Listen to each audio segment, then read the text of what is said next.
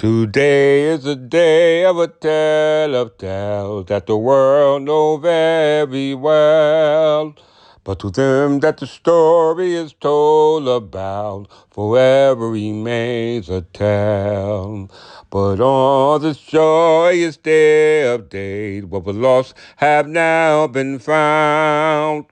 Them who helped to uncover the truth will live in the world renowned.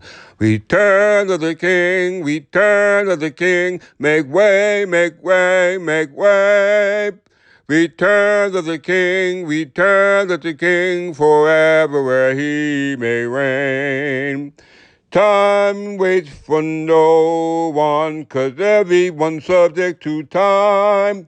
From tales of God to tales of men, therein your answer will lie. Return to the King, return to the King, make way, make way, make way. Return to the King, return to the King, forever where he may reign.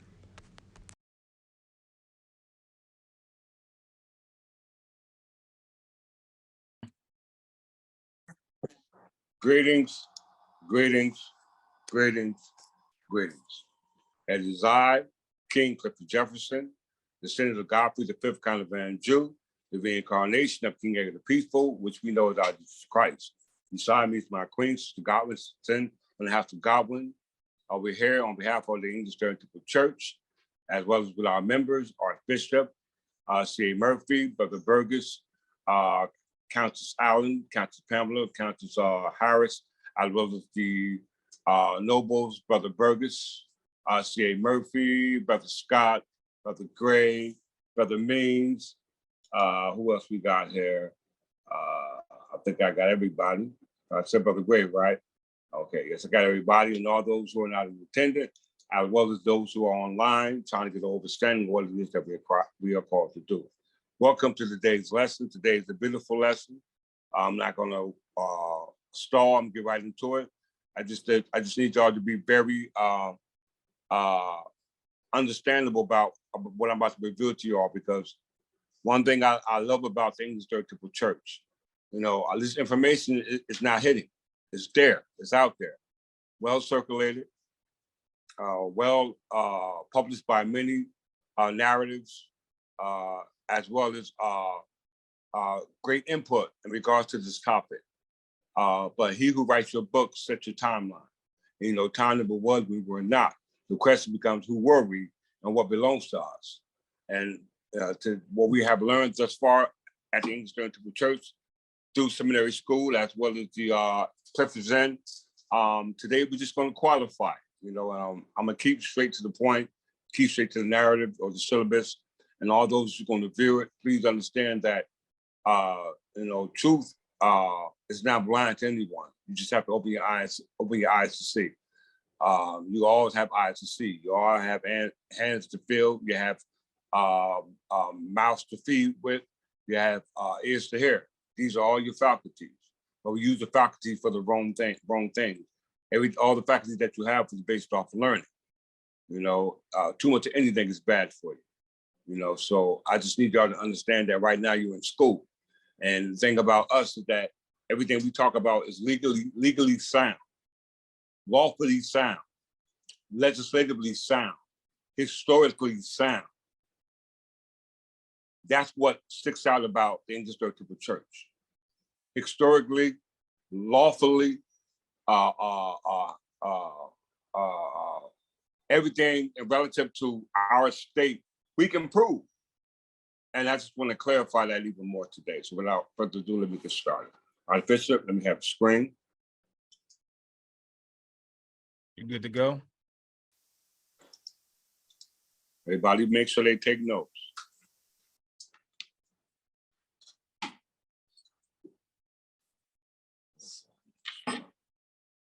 Colonial history.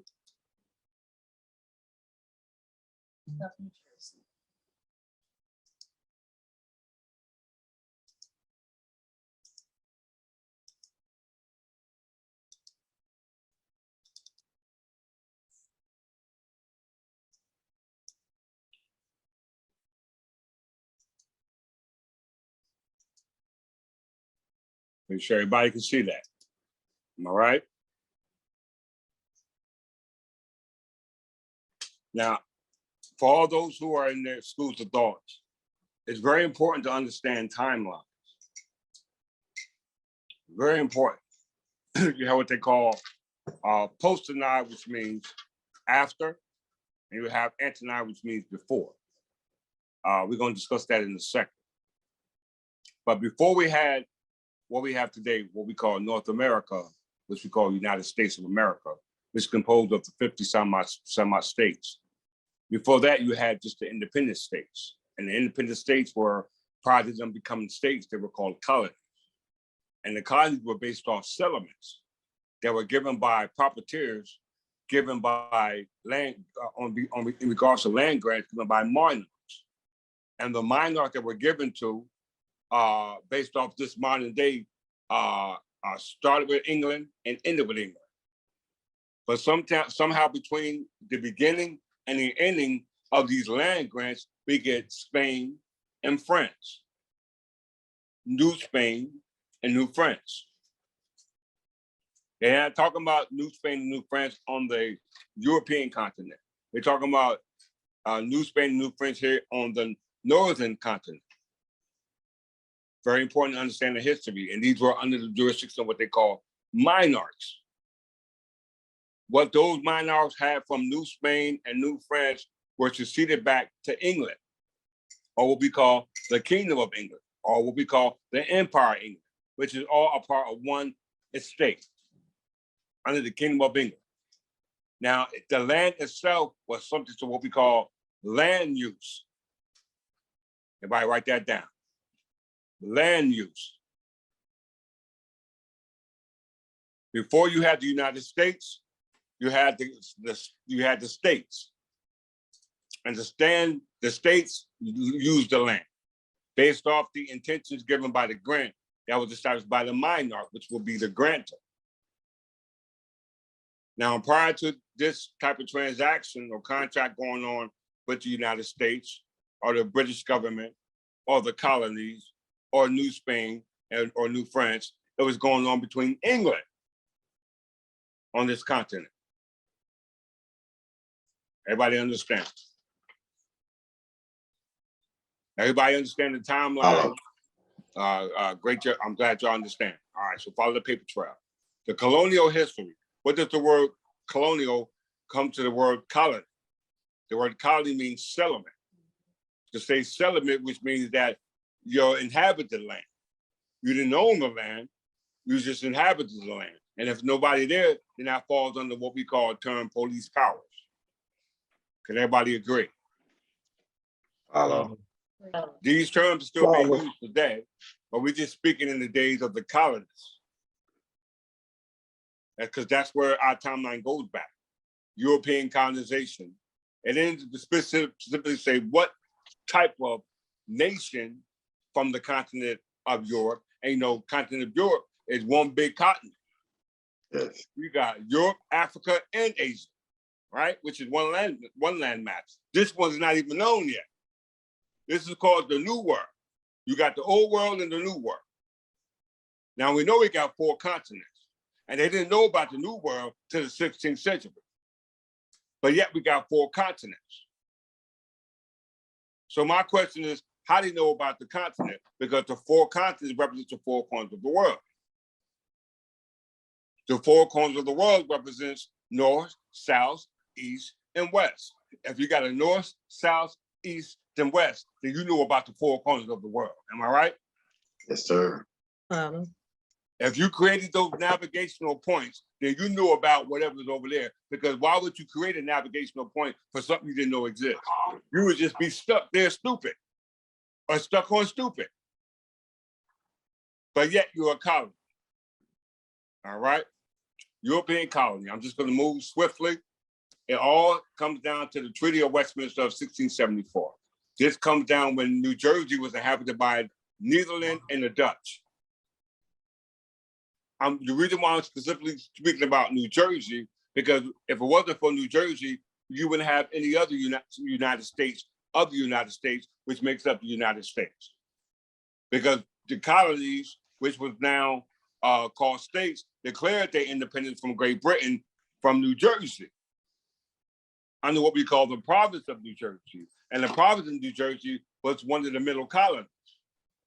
It had 3 colonies: the northern colonies, the middle colonies, and the southern colonies. Everybody understand? What are those states at this particular time? So the Treaty of Westminster was when Charles II was restored to the crown in 1660. This came in 1674. It retained that control of the American Revolution. Let's go a little bit further.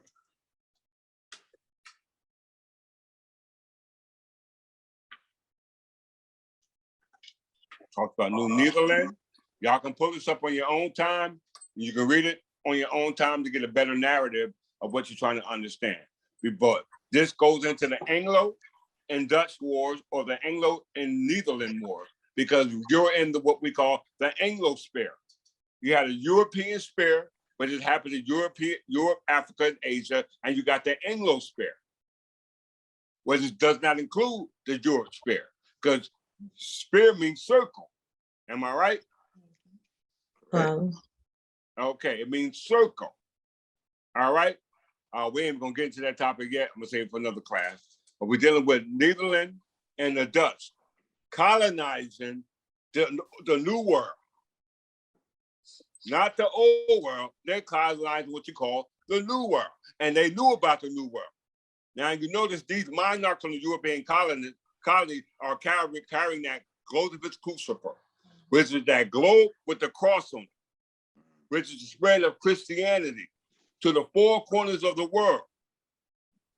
This one they didn't even know about yet. So that means Christianity was not the dominant religion over here, based off the abstract religion. They had a concrete political religion, which is based off abstract if you go into saints and martyrs, etc. But it wasn't based off an abstract creation of a religious faith. Political faith and religious faith is 2 different things. Everybody understand? Follow. Can somebody tell me the difference?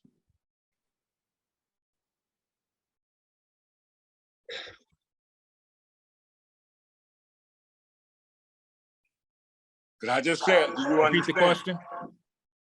I said political faith and religious faith are 2 different things. And everybody just said they understand. Nobody did say they didn't understand, so I'm assuming everybody understands. Religion. So somebody tell me the difference. Not you, Brother Ming. Political deals with your nationality. Not you, Archbishop.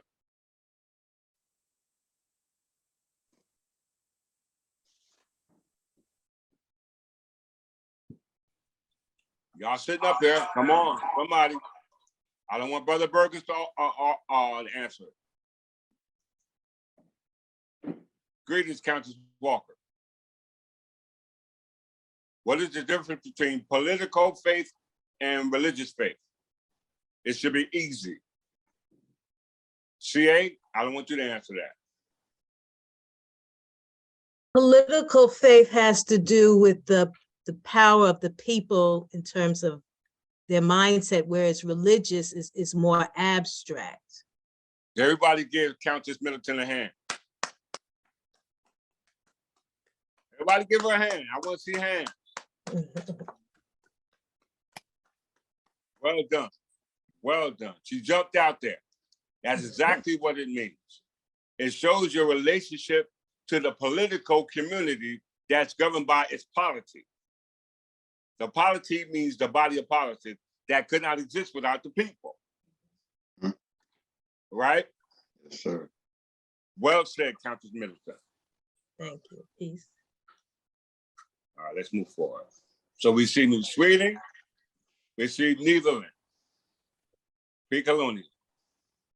These are the Dutch and Netherlands. Then it's the English takeover. And China navigator John Cabot left England in 1496 to explore North America. The English claimed that Netherlands was a part of Cabot's discovery prior to Hudson, insisting that John Cabot had been the first to discover North America. The English grant, now remember, before this discovery going on, you got New Spain and New France going on already over here. Right. right? You got them over here already. All right, so we just gonna bypass all this because it's irrelevant. Roy Collins. Charles II, restoration of the crown in 1660. He was the son of Charles I. Charles I was executed because he gave up, he went against what was established by the House of Tudors. When it passed to the House of Stuarts, he went contrary to that. And this is the reason why the land was put into a trust, because they were mixing the church, but the Catholic Church and the Protestant Church, which was the same church, they just broke apart through the English Reformation under Henry VIII. All right, so it's Charles II gave the region between New England and Maryland. That's the northern colony. That goes into town of Paulette, because the town of Paulette goes into the territory that was given to what's his name? Bennington Winchworth. Bennington Winchworth was the land, was the proprietor who gave out the land to the New England. And they came into dispute with New York. New York was actually part of the Middle Colony, just like Maryland was a part of the Middle Colony. Because Maryland and Virginia were actually parts of the Middle Colony. I mean, New Jersey was part of the Middle Colony, and Virginia was part of the Southern Colony. Through the Virginia plan and the Jersey plan, became the Connecticut Compromise. And that's what came to be what they call, or the reason why they declared independence from Great Britain as a result of that compromise. All right, we already discussed that in prior classes on the podcasts. So if you want further information, please review that. So it says Charles II gave the region between New England and Maryland to his brother, the Duke of York, later King James II, when he was named, which was renamed New York. Soon thereafter, James granted the land between Hudson River and the Delaware River to the friends who had been loyal to him through the English Civil War, to George Carteret and Lord Berkeley of Stratton. That part of New Netherland was named New Jersey after the English Channel Islands of Jersey. That's the flag you see flying behind us. The two properties of New Jersey attempted to entice more settlers to move to New Jersey by granting section of the land to settlers and by passing concession in agreement, a document granting religious freedom to all inhabitants of New Jersey under the British Church of England. There was no such religious freedom. Did it say the English Church of England? No. It specifically said the British Church of England. Now we go back to the Statutes, so I was dealing with the town of Paulette versus what's his name? Daniel Clark, and propagation of the gospel versus New Haven. You can see that Church of England, which dissolved the Church of England, as well as the British Church of British did. So when they said the British and United States dissolved the Church of England, they was talking about this church, the British Church of England, because the United States succeeded the British Crown or the British government under the British Parliament. Am I right? Yes, sir. Okay.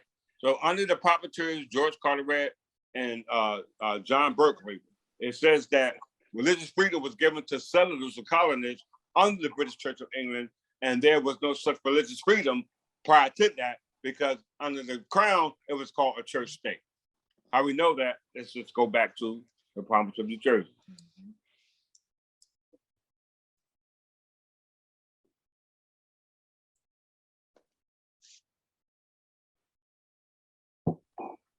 Province of New Jersey. The province of New Jersey was originally settled in the 1610s, as part of the colony of New Netherland. We just discussed that. The surrender of Fort Amsterdam in September 1664 gave control over the mid-Atlantic region to the English as part of the Second Anglo-Dutch War.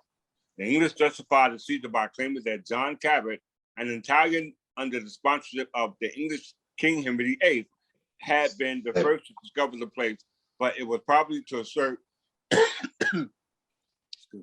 control over the profitable North American trade.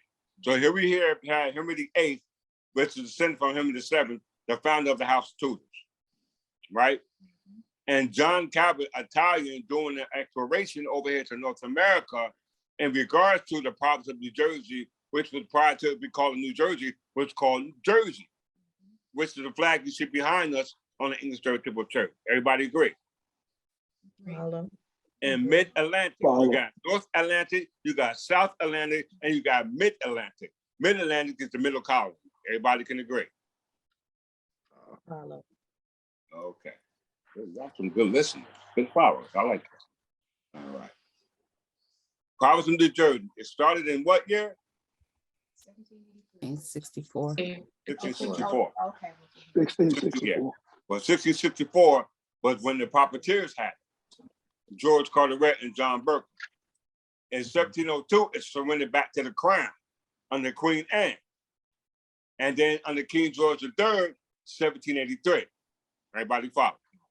Follow. Follow. Now, what's important about that is that what state are we talking about? New And Jersey. what was New Jersey prior? Matter of fact, let's not talk about it. Let's show it for the viewers.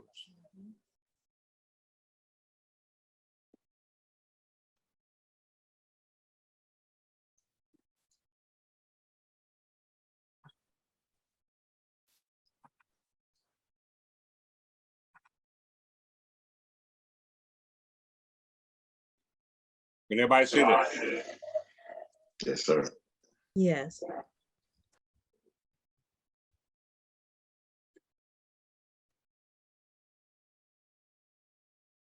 Testing.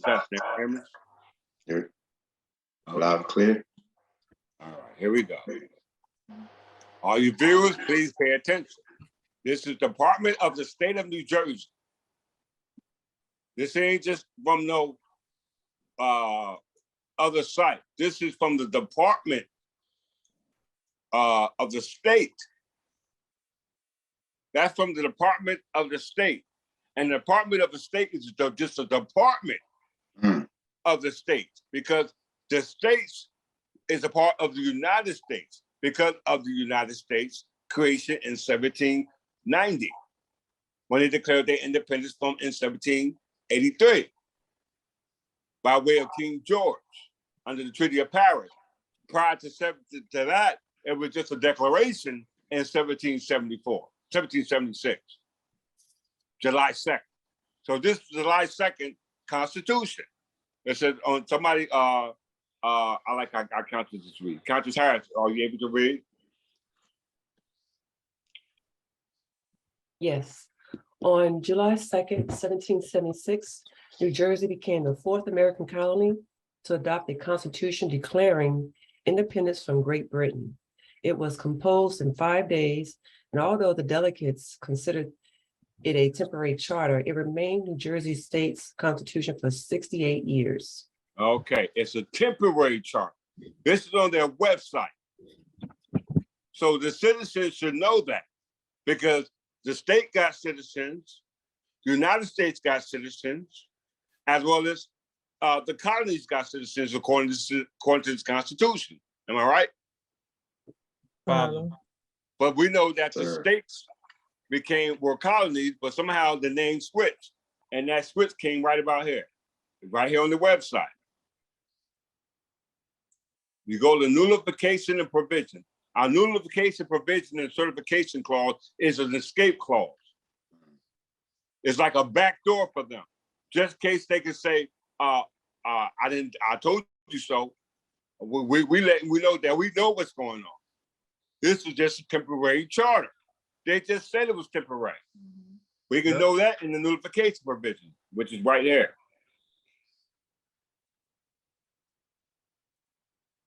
Read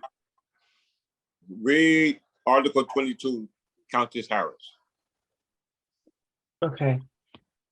That the common law of England, as well as so much of the statute law, as have been heretofore practiced in the colony, shall still remain in force until they shall be altered by a future law of the legislature.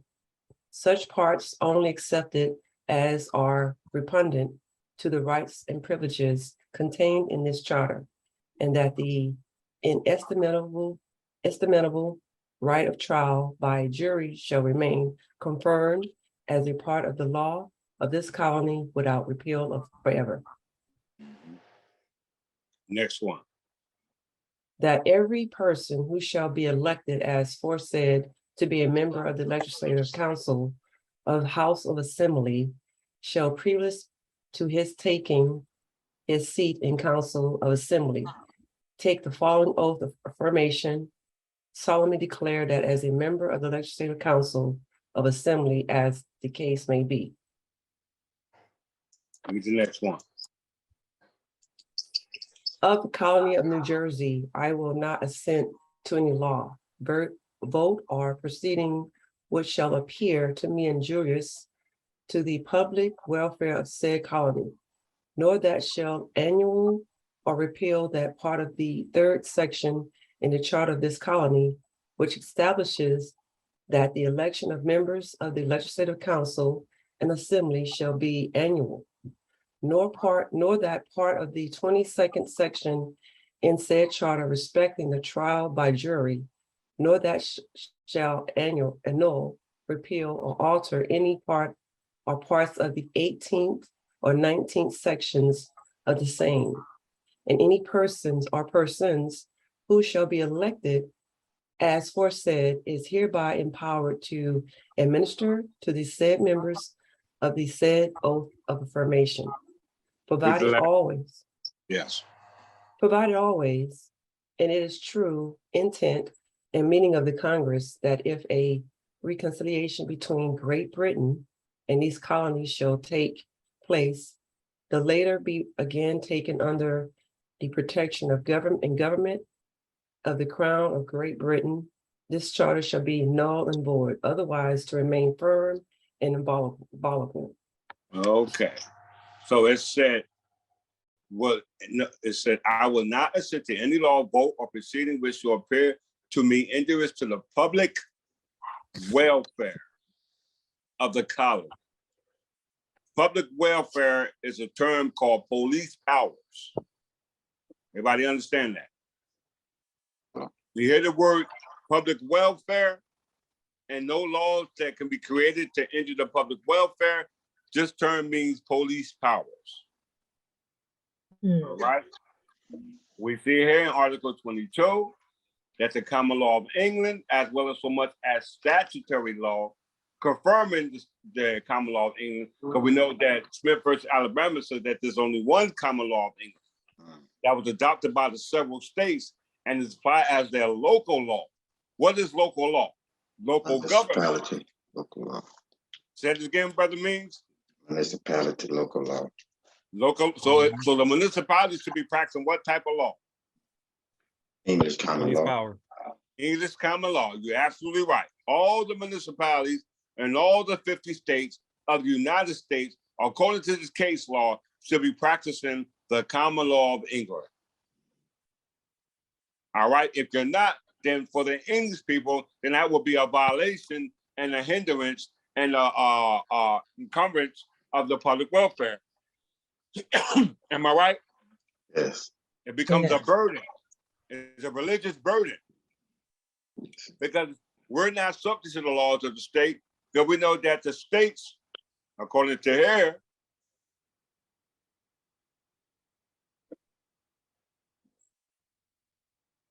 Venture that allows the diversity of jurisdiction.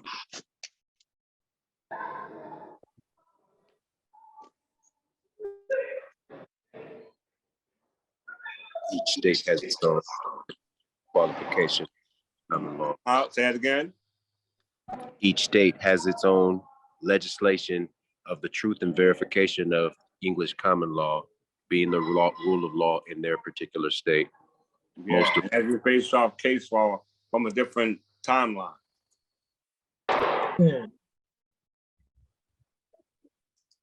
Now, this is what they did. Everyone, pay attention. It's from Avalon. Avalon is in Yale. Yale is a secret society. I think there's, I forgot what fraternity comes out of that. Skull and Bone. As you can see, yes, Skull and Bone.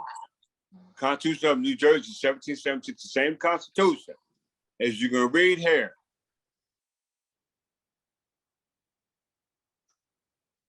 It says, the Constitution was framed by the convention was assembled in accordance with the recommendations of the Continental Congress, that the people of the colonies should form independent state government, and which was in session, which closed doors successfully at Burlington, Trenton, and New Brunswick.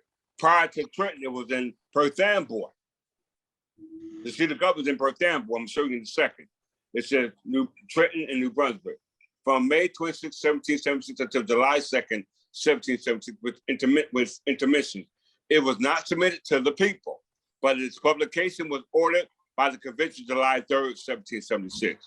2, the legislature of New Jersey amended this constitution September 20th, 1777 by substituting the word state and states for colony and colonies. So instead of having the word colonies, they changed the words to states. So states became the local government under what they call police powers. The state grants to your local government, i.e. municipalities, police powers. The state government grants to your municipalities, i.e. your local government, police powers, and they must not violate the public welfare. Everybody understand? Point of entry, there's the diversity in jurisdiction right there. Right there, there's diversity. One, because states and churches are segregated now. Two separate body politics. Now, if you don't strictly and clearly and ambiguously make yourself a part of the body politics of the church versus or contrast to the religious faith, then that determines what type of standing in law that you receive. Everybody follow? What is the difference, Countess Allen? I apologize, I didn't hear what you said. Okay, so according to the Constitution, right? Constitution protect your rights. We know that we're not in colonies, they're in states, and we just know that they've changed states, colonies to states. Now, prior in the days of the monarchs, it was a church state under the Church of England, right? So now, being that church and state is separated, and the state has their citizens, and the church has their citizens, what distinction do we make in regards to the rights that a person get from the religious society versus the state society in this timeline? What's the distinction between us and the religious society in this timeline? Based off the two terms that I gave you. Political faith and religious faith. We have the proper Countess Allen.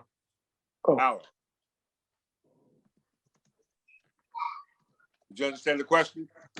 I did. I'm here. I didn't understand the question. I'm sorry. All right.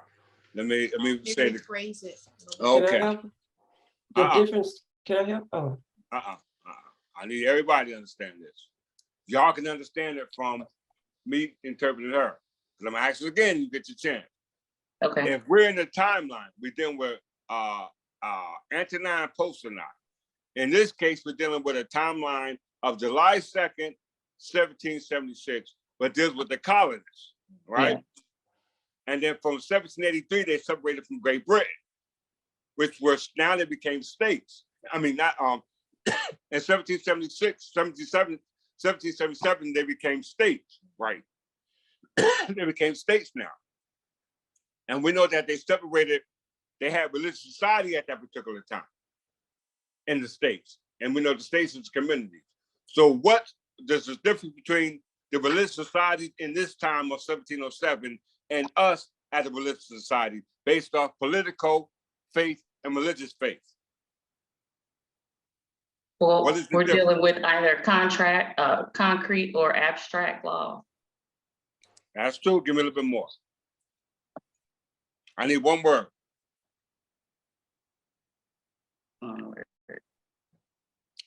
It's one word, but sounds like it's two words. BNP. BP. All right, whoever was that can help her out. body politic. Well said. Religious people of religious faith don't have a body of politics. That's the religious faith. Our political faith is the faith in your political law, right? Yeah. Polity. Polity means state. State means government.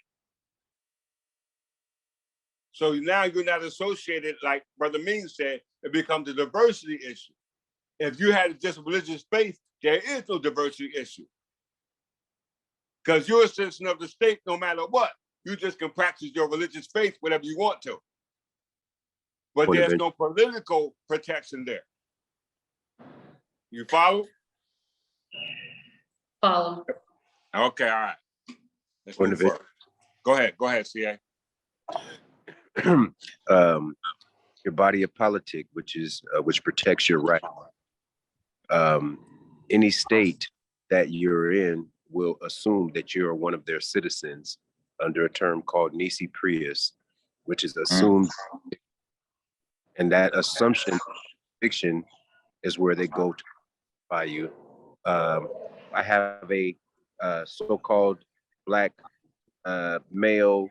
They start giving descriptions, all of which is slanderous, but that each state will assume that you are one of their citizens unless you specify other words. Code. That's code. Now remember, post-deny and ante-deny. This is their door of opportunity from 1664 to 1783. That's their door of opportunity. Does that make sense to everybody? Yeah. Okay, how we know that?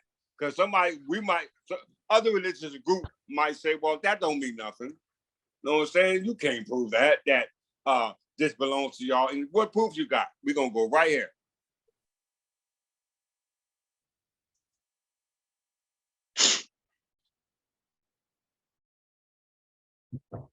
Read this out. 2021 New Jersey Revised Statutes. Title 26, Title 46, Property. Section 43, colon 3-1, feudal tenures abolished. The feudal tenure states and the incidents thereof taken away, discharged and abolished from and after March the 12th, 1664 by Section 2 of an act entitled An Act Concerning Tenures passed February the 18th, 1795, shall so continue to be taken away, discharged and abolished, and no such state or any incident thereof shall at any time be created in any manner whatsoever. Okay, so if they're talking about from 1664, then you automatically talking about the province of New Jersey. 1664 to 1783, anybody making the claim in this window, you can't get nothing. You're a British subject. You only have a just soil citizenship. You can't inherit lands. You're not subject to the United States successor to the crown, not the British government. They dissolved the Church of England based off the town of Paulette. They dissolved it. Now here's a legislator confirming what we're saying. Because it's saying that, let's go to another legislation.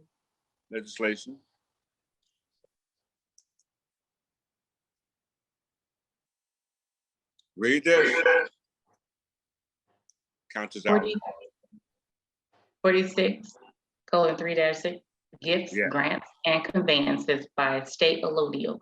All gifts, grants, and conveyances made prior to and after July 4th, 1776 of any estate of inheritance by letters patent under the great seal of this state or in any other manner of this state by the legislator thereof, or by the commissioners or grants of forfeited estates, or by other lawful and competent authority under the state, shall be and remain allodial and not feudal, and shall forever be and continue in free and pure allodium only, forever discharged of all feudal tenures and the incidents thereof and all other services whatsoever. Okay, so that means all this don't count. Yes, sir. And that's clear to everybody, right? Yes, sir. Yes. If they can't get it, then United States can't get it. Am I right? Absolutely. Because You're your right. birthright only started with the United States. The British birthright only started between 1664 and 1783. What is it prior to that? Once again, you got to know the history of New Spain and New France. And the history of New Spain and New France comes from England. Everybody follow the paper trail. Follow. So now we all know we're dealing with nothing much more than colonies. Am I right? Yes, sir. All right, now this is Follow. where it gets interesting.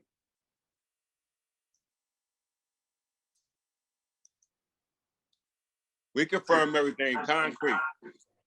This is United States Code, Title 24, United States Code, Section 2000 CC. Read that, Countess Howard. 42 U.S. Code for 2000 CC, protection of religious exercise of institutionalized persons. General rule, no government shall impose a substantial burden on the religious exercise of a person residing in or confined to an institution as defined in, Hold on, I'm sorry. 1 second. Okay. This one. That's one part of it. Before we read that, let's just go to get a clear understanding about this law, what this is. 48.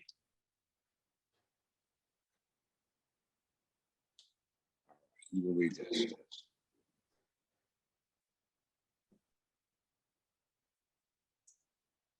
Mm-hmm.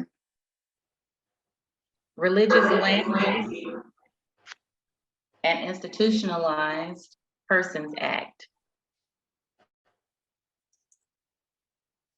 is a United States federal law that prohibits the imposition of burdens on the ability of prisoners to worship as they please and gives churches and other religious institutions a way to avoid zoning law restrictions on their property use. It also defines the term religious exercise to include any exercise of religion, whether or not compelled by or central to a system of religious belief. Okay, all right. So it's showing you there's a difference between religious belief and our political belief. Mm-hmm.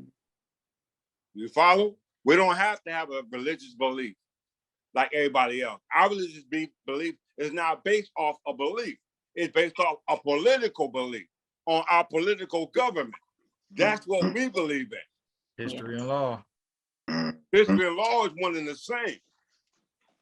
So you can choose your protection that law based off knowing your descent. Because you're what your forefathers were by doubt, you are what your forefathers were without doubt or contradiction. Am I right? Yes, sir. Yeah. So we say we all have a birthright. We know based off Dawson of Leslie versus Godfrey and McLevain versus Coates of Leslie, that birth and descent is a municipal creation in the state of New Jersey. And we talk about New Jersey, am I right? Follow. All right, let's get there. All right, so let's go back to this Title 42. Now read what that says again.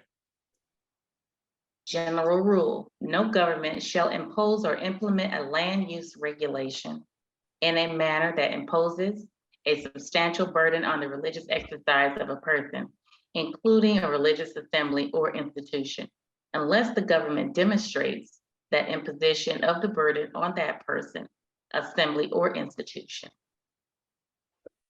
A, is in furtherance of a compelling governmental interest and is the least restrictive means of furthering that compelling government interest. Okay. First, we don't want no ambiguity in what's going on. We need to know who they talking about.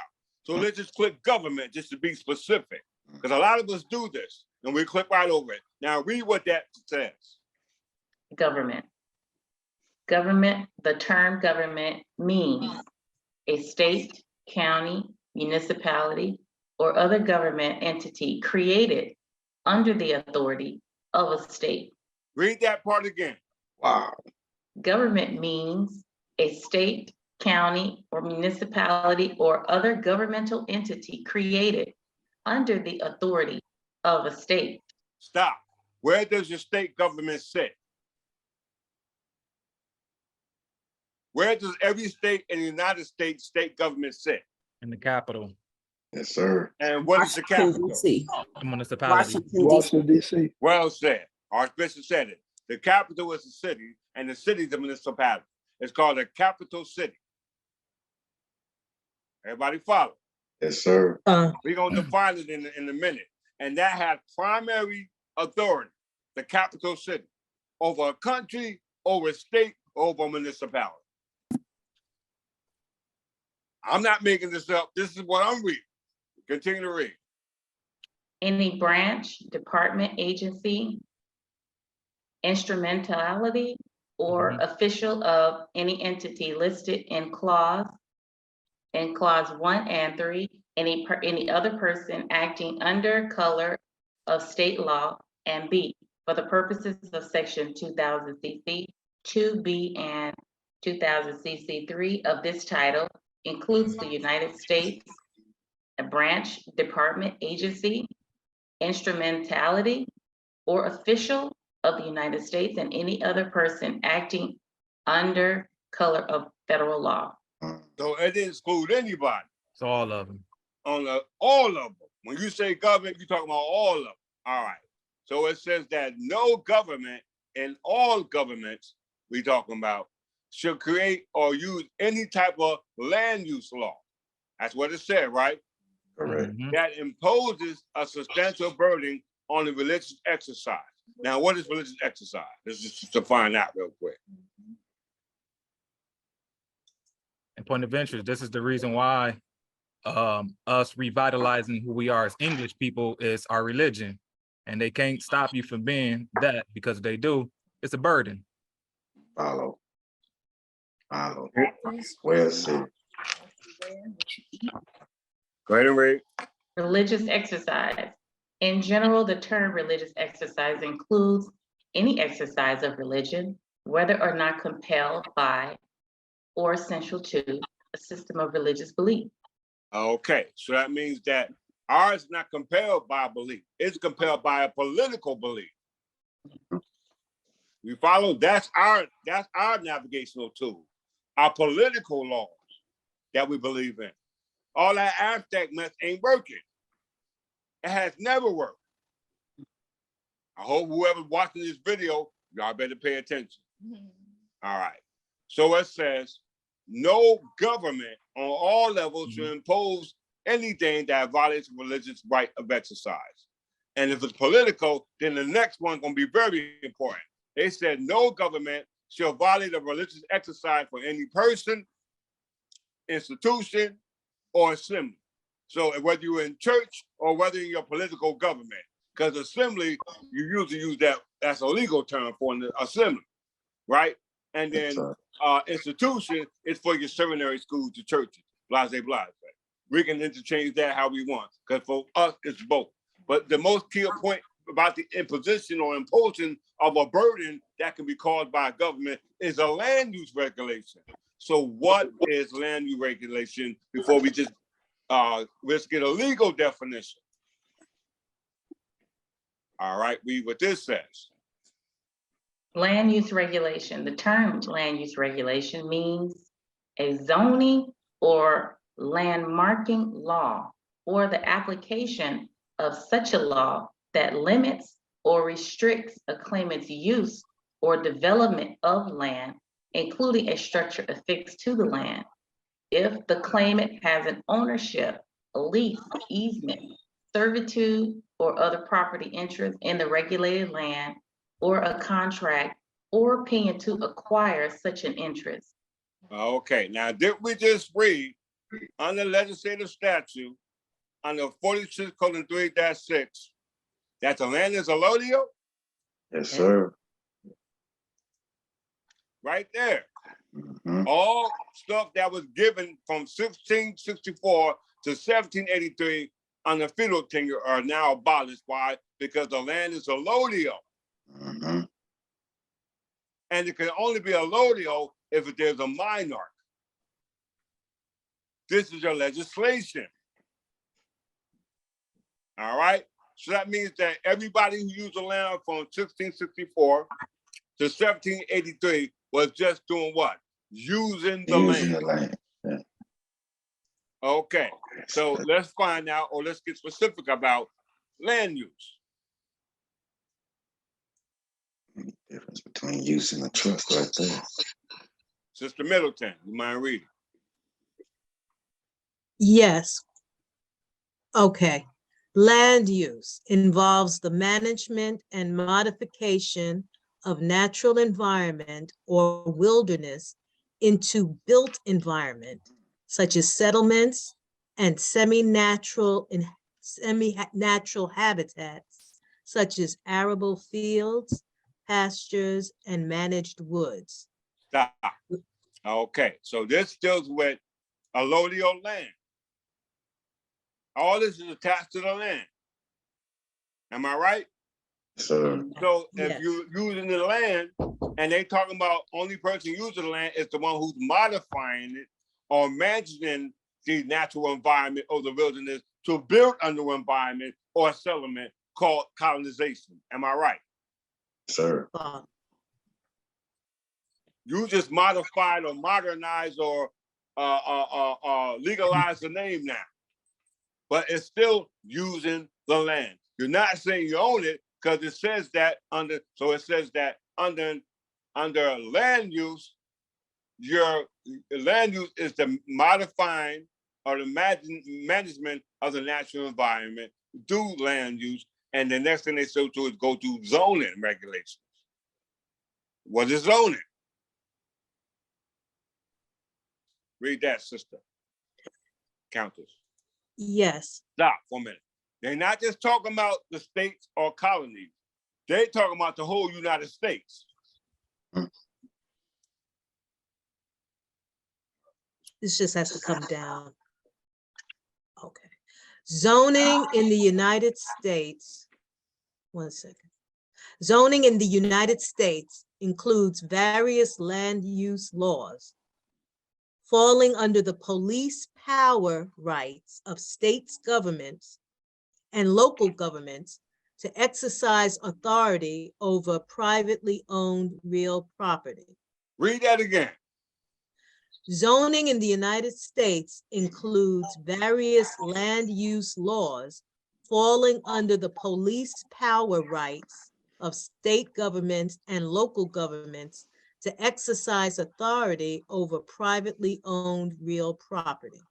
Okay, so they said privately owned real property.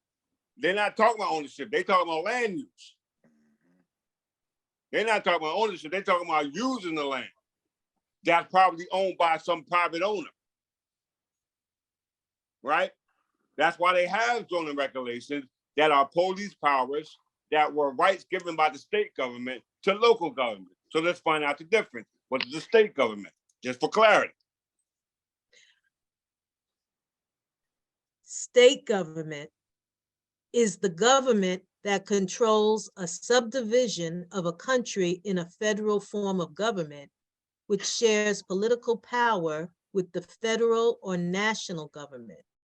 A state government may have some level of political autonomy or be subject to the direct control of the federal government.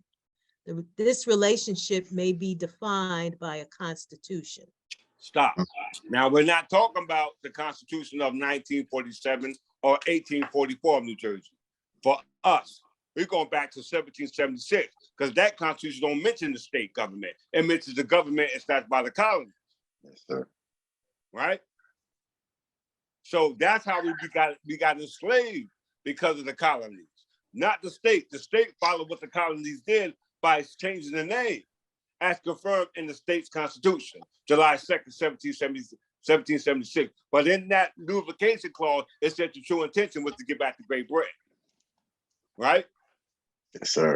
That was the intention of the Constitution. But only for you to go back to Great Britain, you must have the political government. Not just some religious faith, because all the government started by the British government, and the states are nothing but religious faith. Have nothing to do with a political faith. Yes, sir. Everybody follow? Yes, sir.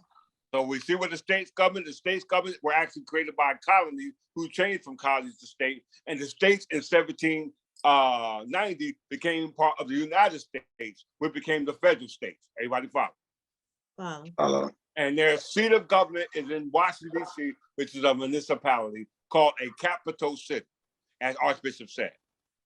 Follow? So we know what a state government is, and we know what a local government is. A local government is a municipality. So let's go find out what a capital city.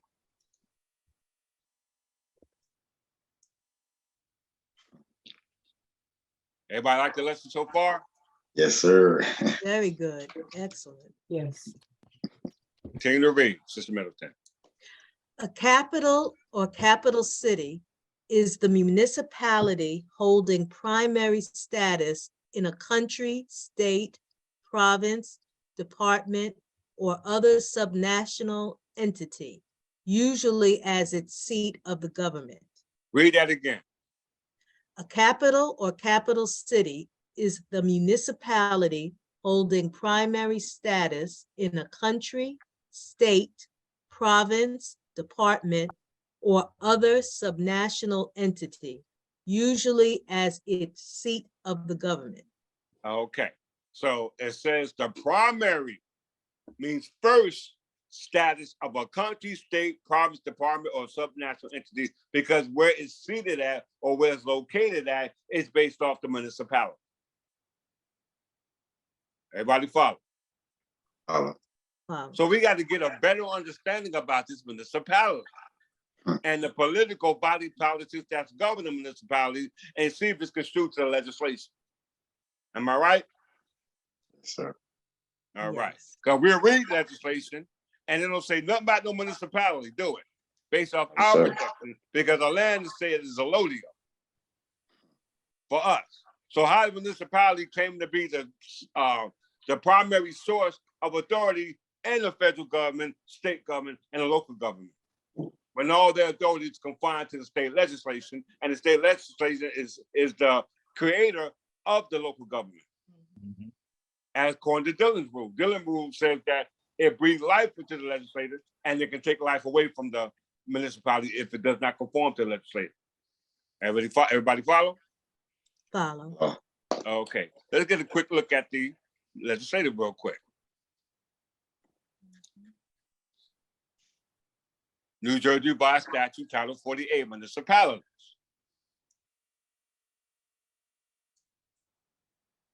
This is the definition.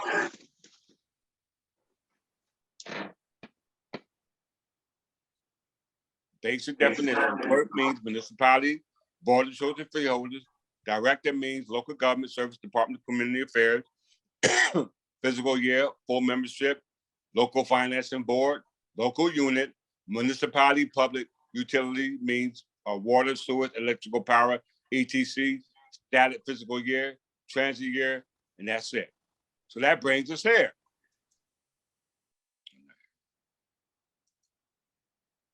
Right here, Title 48. Municipalities, short title. This act may be cited and referred to as the Municipal Land Use Law. Everybody see that? yes, sir. Yes. Now we know what land use is, and we know that it's based off landing and zoning regulations, right? That's what it's based off. Land use is based off zoning regulations, and zoning regulation is based off zoning instructions and zoning maps. Everybody is subject to this type of classification, but we just find out that we're not. Let's go here. Okay. Back to land use. Zoning in the United States. So zoning in the United States includes land use laws falling under police powers. What is police powers? Public welfare. United States constitutional law, the police powers is the capacity of the state to regulate behavior and enforce order within their territory for the betterment of health, safety, morals, and the general welfare of their inhabitants. Now we see that in the colonies as well. It said the general welfare. They didn't call it police powers, it just called it general welfare. And general welfare, i.e. police powers, is a result of its treatment, and its treatment is occupying land that don't belong to you. You don't own it. You're only using the land because whoever it owns to is not using it. Everybody follow? Follow. All right. Let's see. Let's go a little further. So we know where the capital city is. We know what the colonial history is. All right, let's go here. Back here. Scope. The subsection applies in any case in which the substantial burden is imposed in a program or activity that receives federal financial assistance, even if the burden results from the rule of general applicability. B, substantial burden affects or removal of that substantial burden what affects commerce with foreign nations among the several states or with Indian tribes, even if the burden results from a rule of general applicability. So what they're saying is, if local government receives federal finances, or if the burden is established by any type of government that receives federal finances, they can't impose that burden unless it's for the betterment of the government. If it's based off commerce dealing with the state or federal nation or Indian tribe, and it's based off, and if it imposes a burden on religious society, then they can't impose that burden. They can impose it if it's abstract, not if it's political. That's the question, if it's political or is it abstract, specifically here in New Jersey, because New Jersey did not create our Religious Freedom Restoration Act, as we just read. Let's prove that.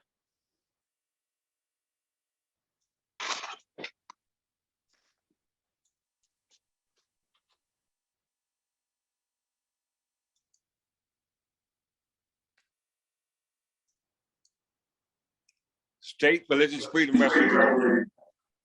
Our state's law based on Religious Freedom Acts, called RFRA, is a federal law that was passed almost unanimously by the United States Congress in 1993 and signed into law by President Bill Clinton. All right. Now, this was based off dealing with non-for-profit corporations. All right, this was deal for non-for-profit corporations, but it did not include New Jersey because New Jersey did not pass our Religious Freedom Restoration Act. You don't see it lit up, do you? No. All right, let's go down. We can go down to show everybody.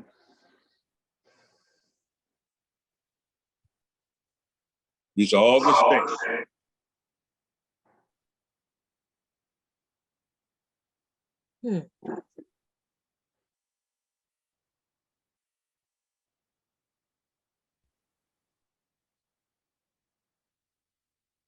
But not New Jersey. Everybody see that.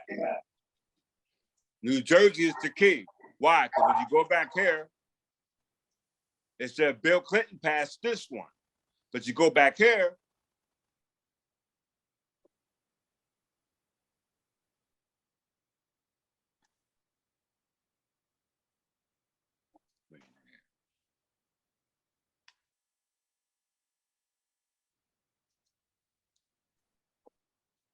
this is the Land Use Act.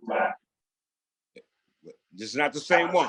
That one was called the Religious Freedom Restoration Act. This is called the Religious Land Use and Institutionalized Person Act, right?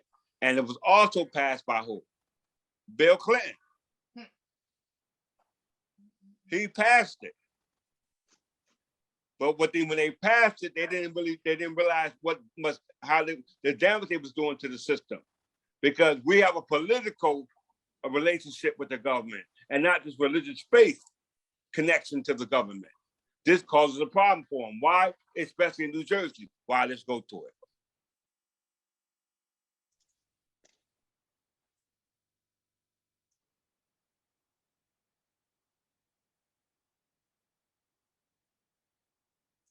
Everybody see this? Yes.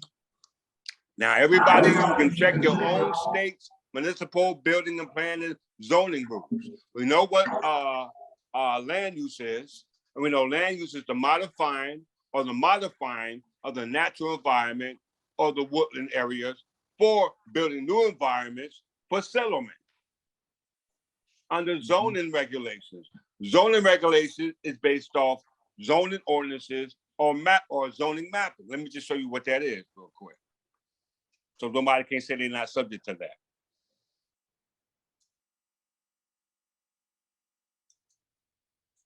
This is the zoning map for New Jersey. Office of Planning of Advocacy of Planning. Anybody see that? Yeah. All right. Department of State, official site of the state of New Jersey.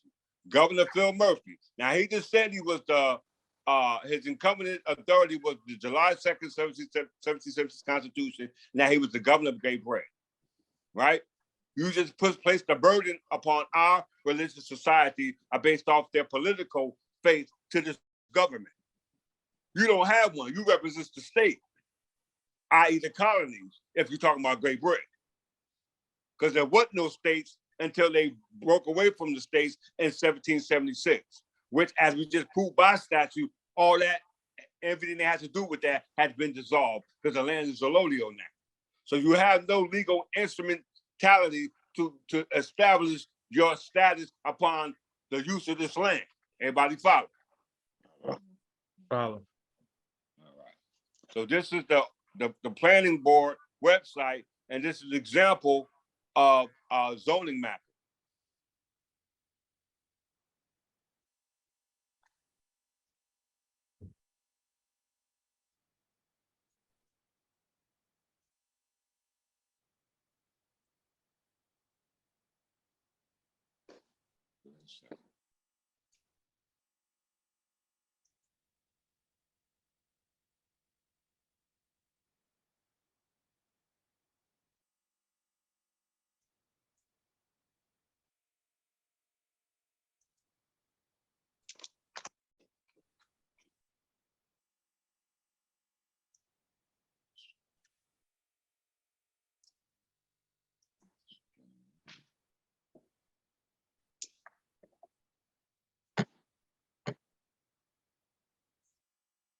Everybody can go to their own municipal state zoning board and look up the zoning mapping.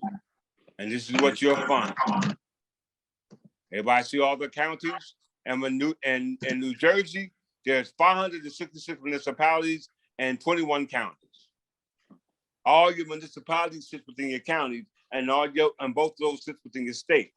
Now we know that the state capital sits with what? And your municipality.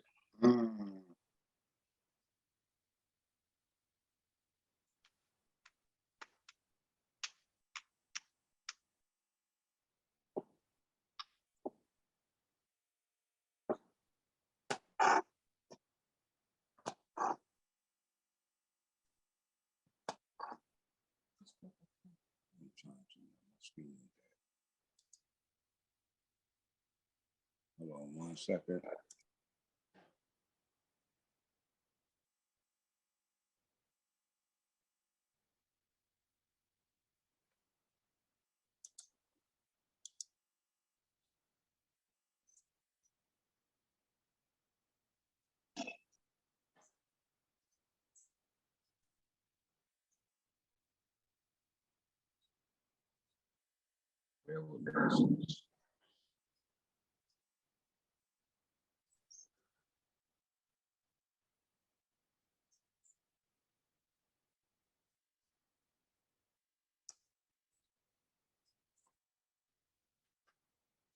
I had to stop my screen. Give me a second.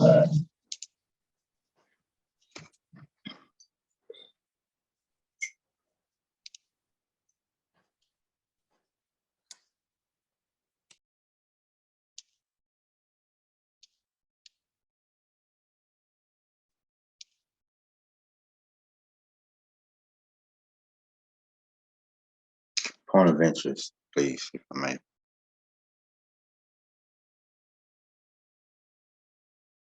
Go ahead, Brother Means.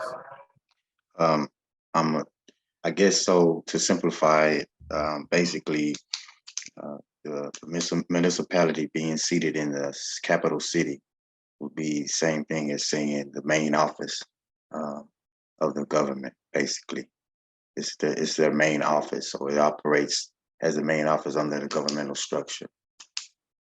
Papa, that's you.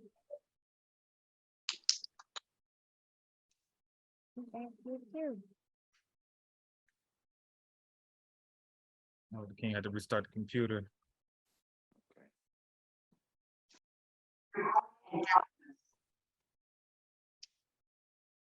Sorry for the disturbance, everyone. Testing.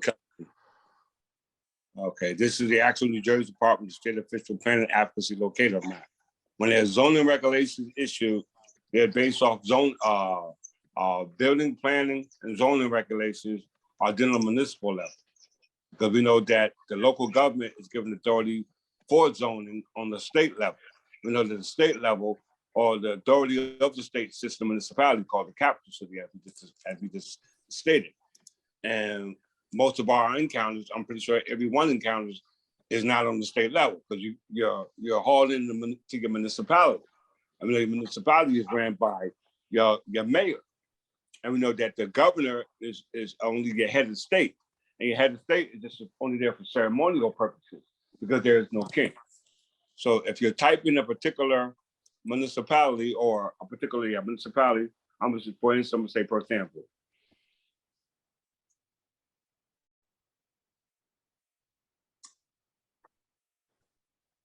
give you county cities.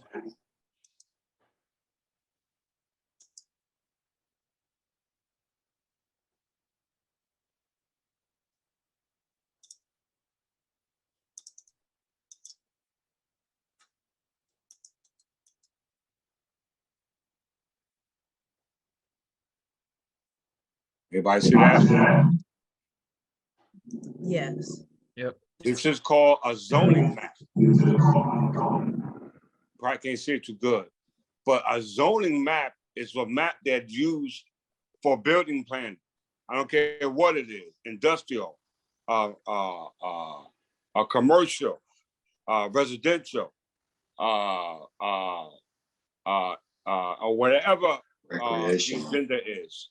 You have to have zoning permission or zoning permit to use the land. And that must be done on the municipal level. Now, most of the time when you have a zoning issue in regards to somebody else is subject to the zoning issue, you have to file your complaint with the zoning board.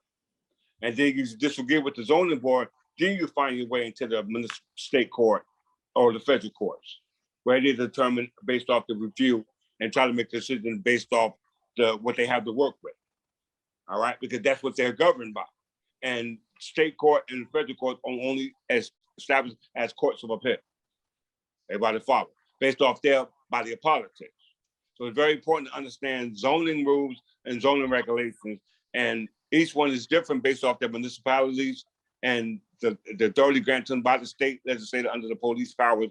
But our, as being part of our body politics, we should be concerned about New Jersey, because New Jersey is where our legislative authority comes from based off our legal standing as a political religious society, not just based off our religious faith.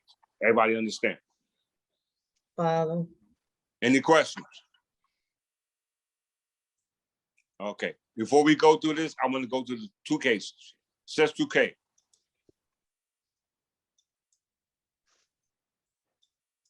We know with the Set 2K, with the trust established by Henry VII, Henry VIII from the House of Tudors, there's two cases relevant to that case law, to that particular Set 2K trust that was established for a Church of England.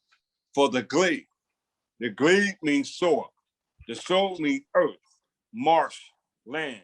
Whatever synonymous term you want to associate with the land, that's what the church is supposed to be established for. So anything other than the Church of England was only established for land use under fee and simple. No matter what use it was for, it was only based off land use, based off a tenant-in-chief.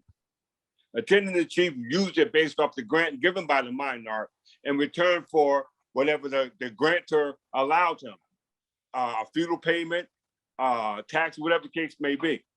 But that's how long land is being owned here in what we call now North America under what we call police powers. But for their citizens, and their citizens can inhabit land based off how they transfer land, based off estate law or modern understanding of transferring the states. We don't do things like they do because our understanding of state deals with allodial intel estates. And for that particular transfer of estate, you must learn English law or English common law, as we just already established that it was adopted by the Constitution as your local law, as well as the Smith versus Alabama, it was a local law adopted by the several states. And a lot of that common law of England, and must be looked in light of its history. America's history is founded in English history, not Spain, not France, not the British government, but England. And the only one's going to know that history is English subjects to claim that estate under what we call post-ani and anteni, which we discuss in a second. How much time we got? All right, 2 o'clock. Any questions? All right. Now we know that these churches have what? A religious faith. Not a political faith, a religious faith. And the religious faith that the people practice in the communities were claims brought by the people in the communities that had nothing to do with their religious faith. It was based off their mode of activity, which was merchant. Because Benedict Winforth was a merchant, am I right? Follow. Trying to claim property in the name of the church. Who said that? Sister Militant? Yeah. All right, 1 second.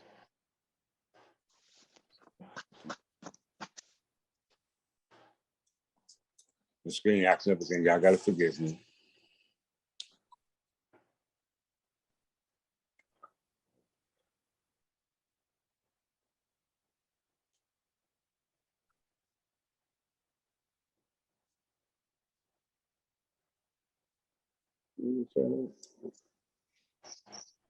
Oh, here we go. All right, so let's do prayer. Everybody can see that?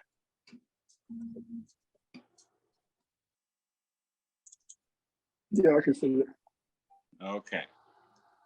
It says, origin and purpose. Sister Countess Walker, you mind reading? Origins and purposes. Original purposes. Both statutes are rooted in medieval law, a legal device for avoiding feudal services, most forms of servitude, due to an overlord by granting the land for the use of another, one who owed none of these to the Lord. The law of statute tended to defer jurisdiction to courts of equity as opposed to the less flexible common law courts. The device was often used by people who might be absent from the kingdom for an extended time, as on a crusade or a business venture, who held a tendency in the land and in return owed feudal incidents services to the landlord. The land could be left for the use of a third party who did not owe those incidences to the Lord. Any such— Stop. Now they talking about land using, right? They're talking about using the land because they said whoever owned the land might be off in the crusade. Now we know the crusades started in the time of our ancestors, the Plantagenet crown, right? John, 1099, Saladin. All right, so it said that the land could be left for the use of a third party who did not owe those incidents to a lord. Continue. Any such in-trust legal status was partly to circumvent the statute of mortmain, which sought to end the relatively common practice of leaving real property, land, milling rights, markets, fisheries, to the church, meaning any of its branches on the tenant's death, so as to avoid dues, inquisition post-mortem, which could, unpaid, lead to reversion, repossession of the tenancy to the landlord. Two concepts explain the origin of mortmain, dead hand. First, it can be characterized as referring to the deceased donor and former owner and their desire and their will that the church inherit. Second, as the church, a non-natural person recognized by the common law, never dies. The land never leaves its dead hand. Stop. Read that part again. First, it Now can we know that's only one common law, and that was the common law of England, adopted by the several states and applied as their local laws. Am I right? correct. And we know there's only one. So in order for that law to come alive, a citizen subject to that local law must be aware of it. Right? Because it's talking about it that it was left with the church and it never leaves the hand of the church. So they had to make the church become extinct. So the church becomes extinct. Continue. First, it can be characterized as referring to the deceased donor and former owner and their desire and their will that the church inherit. Second, as the church, a non-natural person recognized by the common law, never dies. The land never leaves its dead hand. Stop. What they mean by non-natural person? Legal fiction. Legal A fiction. legal fiction. So they are talking about somebody had to create by way of a natural party to a legal fiction to order to accomplish this goal. That means incarnate, incorporate, or personify. So we can talk about abstract. Ain't no abstract ever incorporate or personify by incorporate. We did. We incorporate by a natural person based off the abstract concept. That's the Trinity. 3 in 1, 1 in 3. All right, continue to read. Before this act, vast tracts lands were left directly to the church, would never relinquished it. Other land could be transferred to anyone, inherited only through a family line. Stop. That's one way. That's what's going on now. That's what's been going on.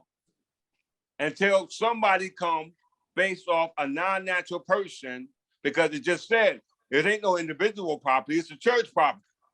Correct. And they're You know what I'm speaking saying? about, All this stuff belongs to the property. They just been using it because whoever runs the church ain't there. Right.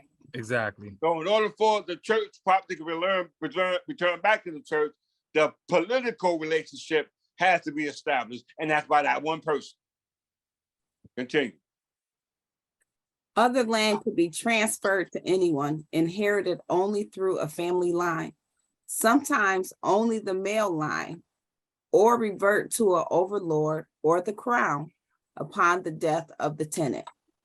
Church land has been a source of contention between the crown and the church for centuries. Okay, so there you go. It's been a conflict between the crown and the church. What are they talking about? All different types of churches fighting over the crown. And They said it better. They said it better. It didn't say what church. It said a church. And you got all types of churches out here. So what church? We know these don't fit the qualifications. it's the English church. We got the church right here in case law. Because point of interest, as long as you understand the dissolution of the monasteries, you know that it had to have been an English church because you had the British monarchs was trying to take the property of the English church, which was already proven based off of history with the dissolution of the monastery. As it's stated in what case? Let's go to the case. Town of Paulette. Read that. Count this out. Town of Paulette versus Clark, 1815. I'm sorry, Countess Walker. Okay, Town of Paulette versus Clark, 1815. In the 1815 case of Town of Paulette versus Clark, the United States Supreme Court found that a royal grant of land to the Church of England in the colony of New Hampshire was not completed. The grant had been made prior to the American Revolutionary War, and the state of Vermont, as successor to the English crown, could claim the land and convey it to the town of Paulette for schools. The Statute nature of the trust which held the land was found to be void. The Episcopal Church in the town had no right or title to the land. Okay, they can use the land to create schools, which the intent of why the degree was given by the grantor who kept it in the trust. Who? Henry VIII. All the other monarchs carried on what he established. So he just said that the Statute aspect of the trust was now fit because there was no heirs. There was no male heir. If it was an agnate successor, it should have been male heir based off the family line, proximity of blood, agnate succession. All right. So there's the Episcopal Church as well as the propagation of the gospel in Town of Haven. Read this one. This goes back to Benedict Wentworth, who gave the so-called land grants to the northern colonies. Okay. And New York, part of the middle colonies, was arguing and said that this land belonged to them based off the grant given by Duke of York, given to Duke of York by Charles II at the restoration of the crown. Continue. Okay, Society for Propagation of the Gospel versus Town of New Haven, 1823. The 1823 case of Society for the Propagation of the Gospel versus Town of New Haven looked at the issue of lands granted to an English corporate body. The society, which had a religious purpose, the It land. didn't say political. No, it didn't say political. It said religious. All right, continue. The land had been granted by King George III of Great Britain in New Hampshire in 1761. It was held in corporation by a form of Statute. On 30 October 1794, the state of Vermont passed a statute whereby the land of the society could be appropriated by the state. The Supreme Court was divided in its opinion. It ruled that the property of English corporations at the time of the Revolution was protected by the Treaty of 1783. See Treaty of Paris, 1783, Treaty of Versailles, 1783. There could be no confiscation of such corporate holdings or land because of the treaty. Okay, New Jersey by Statute 61-28, right state under the charge of Great Britain safe from repeal. An act to incorporate trustees of religious society for property held in corporations in place thereof. So it tells you in there that corporations are holding our property like these corporations until we as trustees wake up under 61-28 under our religious society based off the political connection as established by the legislation, which is protected by way of the church state who created it through acts of parliament under the authorities of the Parliamentary of Westminster. Everybody follow? Follow. Let's bring some more clarity to the subject. Let's go to another court case. Dawson versus, we already went through this, this is just for the viewers.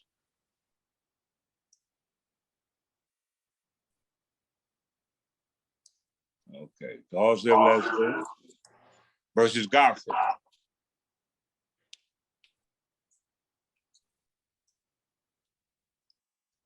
Jefferson and Godfrey are the same surname. Godfrey and Jeffrey are originated in France, middle Francia, Middle France, in the Middle Ages, as well as Norman France. So the name goes back to the proximity of blood or where the origin of the name derived from.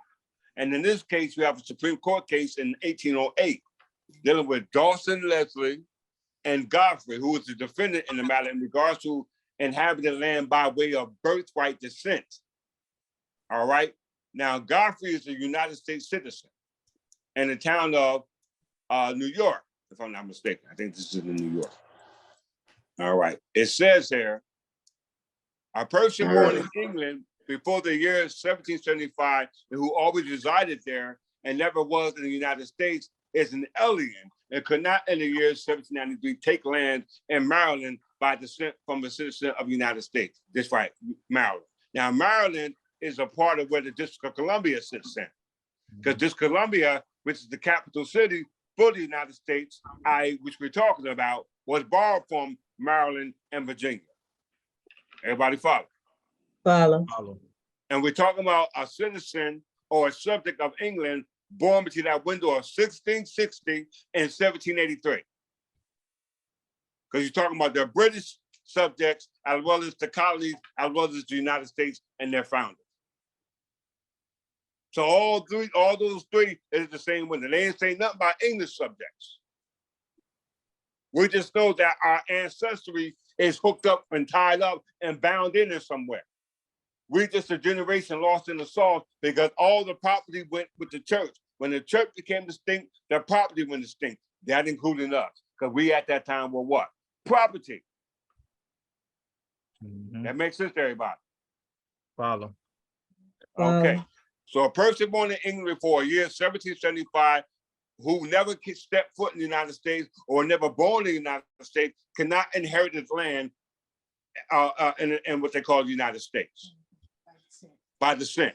But a person born in the United States can inherit land in England because the United States had a charter or were given authority or were successors to the crown. And it's going to say that. Let's find it.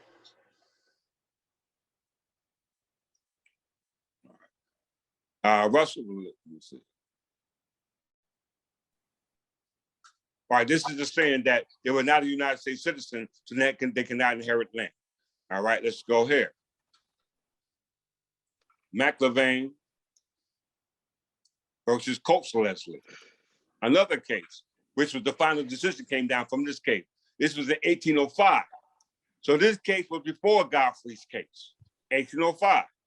Now, this was a case that was in New Jersey and the state of New Jersey. Now, in New Jersey is subject to what? Land use law. Land use law. Now, it just said here, there is no case, it says, there's no case to draw mentally on the title in regards to the land. The lesser of the plaintiff had good title if Daniel Cox the younger was capable of taking by descent from his aunt Rebecca Cox, who died in 1802. That is to say, he had a title to a certain undivided part according to the law of descent in New Jersey, concerning which there is no question. Family disputes are always unpleasant, yet as laws regulating descent are merely of municipal creation, no one has a right to complain if by change of law he now received a less portion than formerly, or even if he received no portion at all. Everybody see that? Because the law of descent is governed in New Jersey by municipalities. And municipalities are governed by what? Land use laws. And we know land use law is for the management and the modifying of the natural environment and the wilderness, which they claim it was, for building of settlements and environments, which we already know existed prior to that, because this was not just woods. What was the Dutch from living in at that time then? Between the Anglo and Dutch War in Netherlands. I know they wasn't living in no out there in the woods with feathers in their hair. Come on, we got to make this stuff make sense. Let's get another qualifying case. McLevain, another McLevain case, same case. It still dealt with birthright. On October 4th, 1776, the state of New Jersey was completely a sovereign and independent state and had a right to compel the inhabitants of the state to become citizens thereof. Did y'all hear that? Yes. Read it again. On October 4th, 1776, so October comes after July, don't it? So they declared their independence on July 2nd, 1776. And then a couple of years, months later, on October 1776, by way of the police powers, govern the citizens, now called the state of New Jersey, by changing it from, well, they didn't change it to 1776. So they was big and bold by doing it in 1776. They didn't change the word colony from state to 1777, but at the same time in 1776, they were completely assumed to be a sovereign nation based off their independence from Great Britain and had the right to compel the inhabitants of the state to become citizens. Correct, duress and coercion. Threat, duress, and coercion. It said, a person born in the colony of New Jersey before the year 1775 and residing there until the year 1777, but who then joined the British Army and ever since adhered to the British, claiming to be British subjects and demanding receiving compensation from that government for his loyalty and suffering had a refuge, has a right to take land by the Senate and the state of New Jersey. Now that's after they changed from colonies to states, because they changed from states in 1777. Prior to from changing from states to colonies in 1777, they were called colonies. So from colonies, even at the time in the time of states, our ancestors' estate became extinct because we were considered property from 1664 to 1780. Even after 1783, we were still considered property. We didn't get our citizenship till 1865, dealing with the Dred Scott case, and that only covered just soil, not just sanguineous, because those born from 1664 to 1783 was in that window. Our window started before that. We just forgot about that window. And what they say, the door of opportunities knocks one time. This is our door of opportunities. How I know that, let's come into our closing.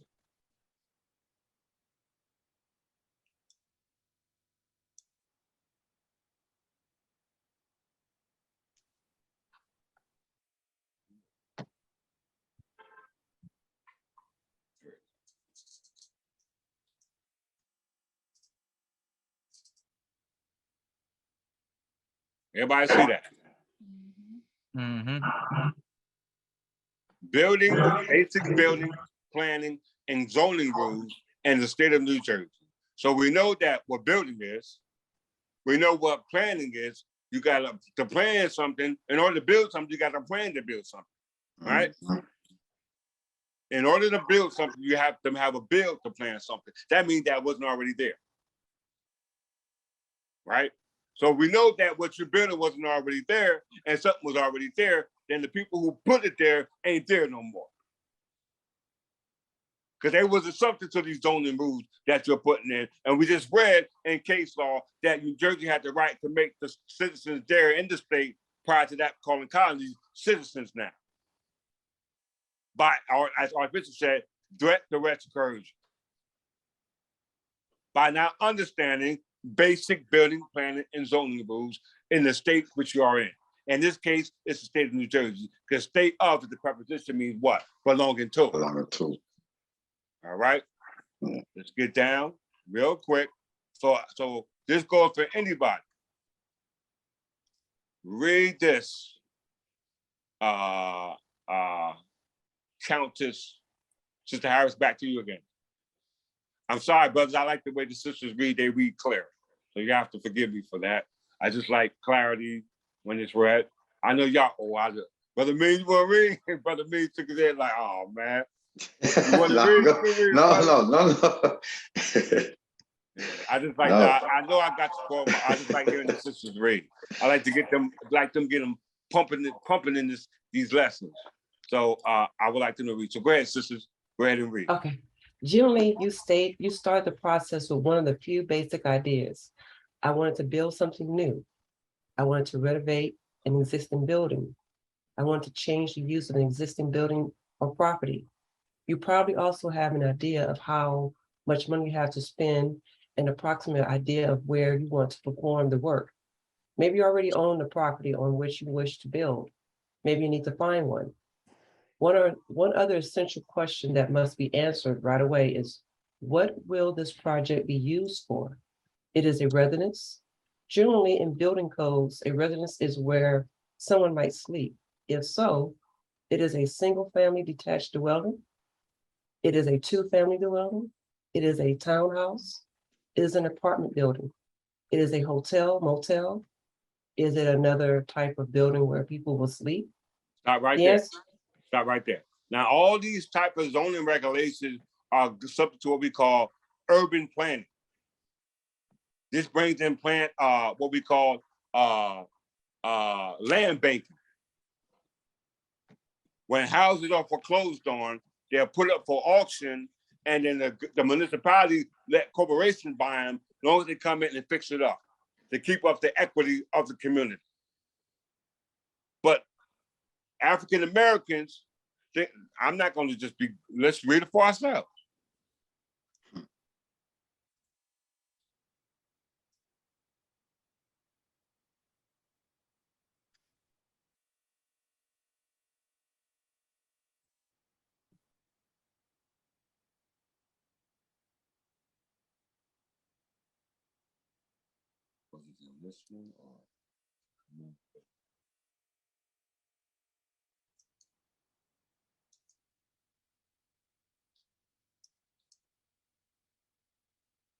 Okay, zoning. Okay, we get part right here. According to New York Times, single-family zoning is practically gospel in America, as a vast number of cities zone land extensively for detached single-family homes. Low-density residential zoning is far more dominating in U.S. cities than other countries. The housing shortage in many metropolitan areas, coupled with racial residential segregation, has led to increased public focus and political debates on zoning laws. Studies indicate that strict zoning regulations constrain the supply of housing and inflate housing prices, as well as contribute to inequality in a weaker economy. Strict zoning laws have been found to contribute to racial housing segregation in the United States, and zoning laws that prioritize single-family housing have raised concerns regarding housing availability, housing affordability, and environmental harms. There are no substantial differences between liberal and conservative homeowners in their opposition to the construction of the dense housing in their neighborhoods. Okay, so as you can see, based off ability to be able to purchase and consideration of either ownership or property, you are not considered in the part of the equation based off the restrictions established in what they call zoning regulations. We see it said it was a prime assistance in racial residential segregation, and here in North America, we were subject to that. I'm not just saying it, let's just read it. Read that for us. Residential segregation in the United States is the physical separation of two or more groups into different neighborhoods, a form of segregation that sorts population groups into various neighborhoods, contexts, and shapes the living environment at the neighborhood level. While it has traditionally been associated with racial segregation, it generally refers to the separation of population based on some criteria: race, ethnicity, income, and class. Okay, so land use is the what? The modifying and the management of the environment and the wilderness to build environments and settlements. But those building of the settlements and environment, we weren't a part of that, because it just said the main intent of residential or urban planning was to separate us. And we were the prime result of why they did it, because they know it involved our history in regards to the land that they were using to build this new environment or these new settlements now called colonies. Make sense to everybody? Yes. Yes. Okay, let's go back to this article in closing, continue to read. The answer to this question starts to define the process. Is another use? If so, it is an office, it is a restaurant, it is a warehouse, it is a factory, it is a shopping center. Stop. So our office also subject to zoning regulations.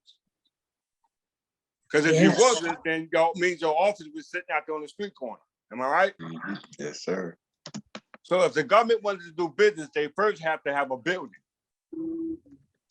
And to make a building for that government, it had to be subject to zoning regulations.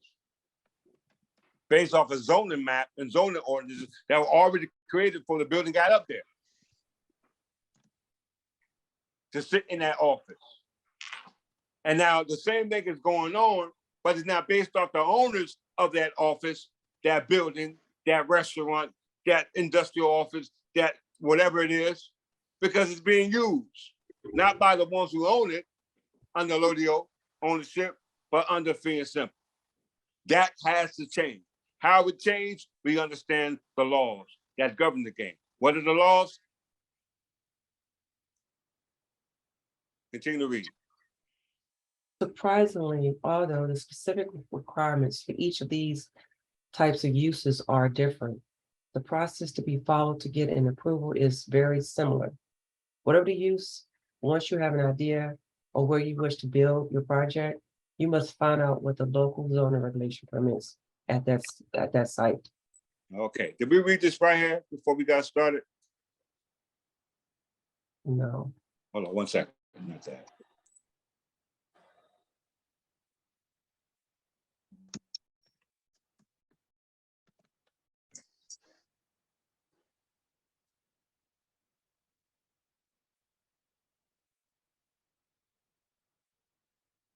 Okay, here we go. Planning and zoning. Planning This and has zoning. always been here. I'm just finding this out. People read through this and don't understand it because it's for the use of the land. So people who actually own it ain't gonna look to it because don't nobody really own it. So they ain't got no reason to look into it other than what what we're reading now for the use of the land. But now when we're reading it in the other way, as far as the original owners and finding out how the land being used by the way they're using it, it's a whole nother story being painted now, based off the zoning regulations, based off the ordinances and mapping of how they're starting to build, based off the planning on this land that didn't belong to them. Continue to read. Planning and zoning in the state of New Jersey is regulated on a local level. Did y'all hear that? Currently, On the local level. They didn't say the federal government, they didn't say the state government, it said the local level. Go ahead. Currently, there are 566 separate municipalities in the state. Most of these have their own locally adopted zoning regulations. The New Jersey Municipality Land Use Law is the legislation that enables municipalities to establish their own development rules through the adoption of a zoning ordinance and a zoning map. Okay, stop. We just went to that ordinance. 4055 D1.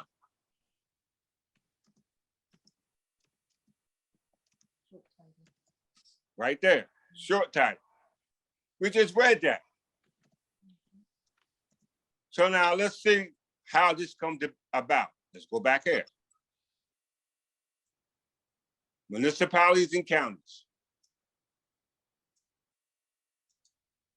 They're governed under Title 40A. We just read definitions. How did they create this law? That's what we're trying to find out.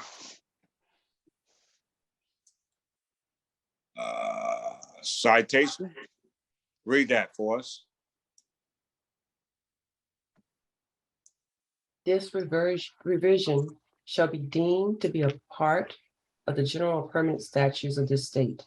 In any citation, the abbreviation NJS, meaning New Jersey statutes, shall be equivalent to a reference to the said revision, and sections of such revision, and of any subsequent revision may be cited by section number only, preceded by such abbreviation. Okay, so that's section 2. We already read definition. We already read section 2, citation of revisions. Let's see the effect of repeal. Read that.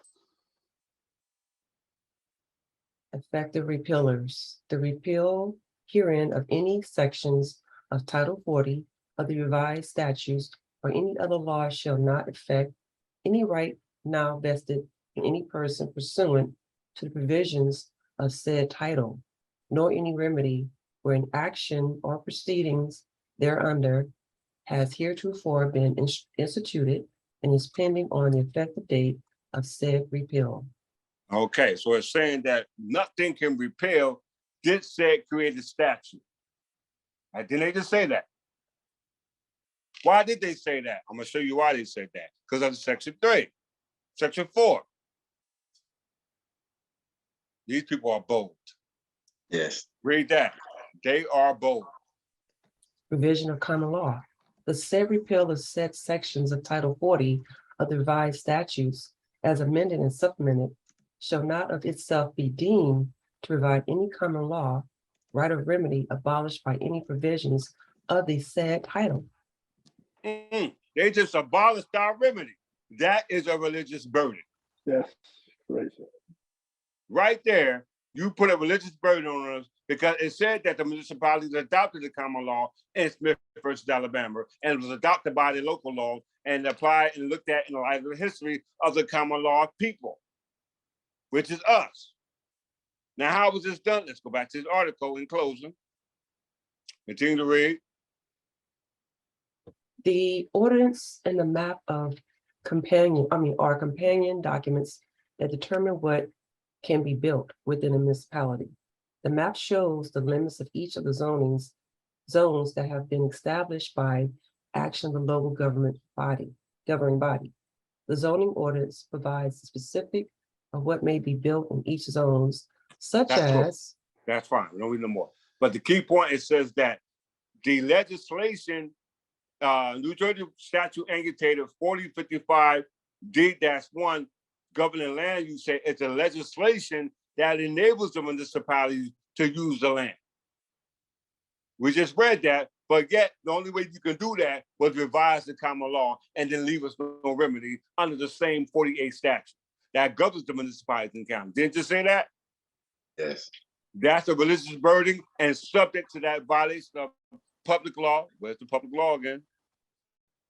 Right here. Yep. It just said you couldn't do that.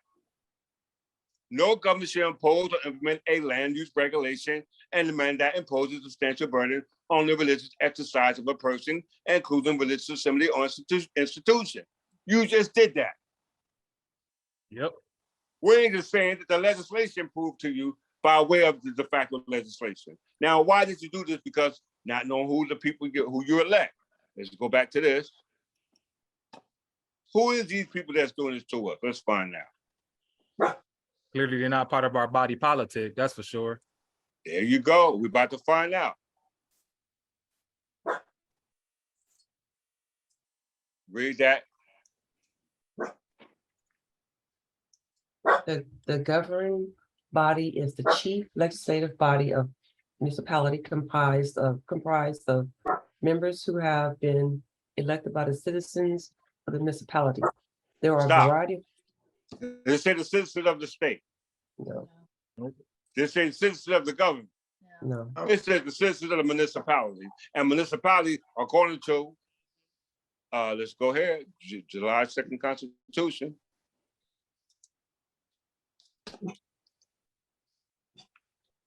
This is our Constitution that we depend on for our protection. It says right here,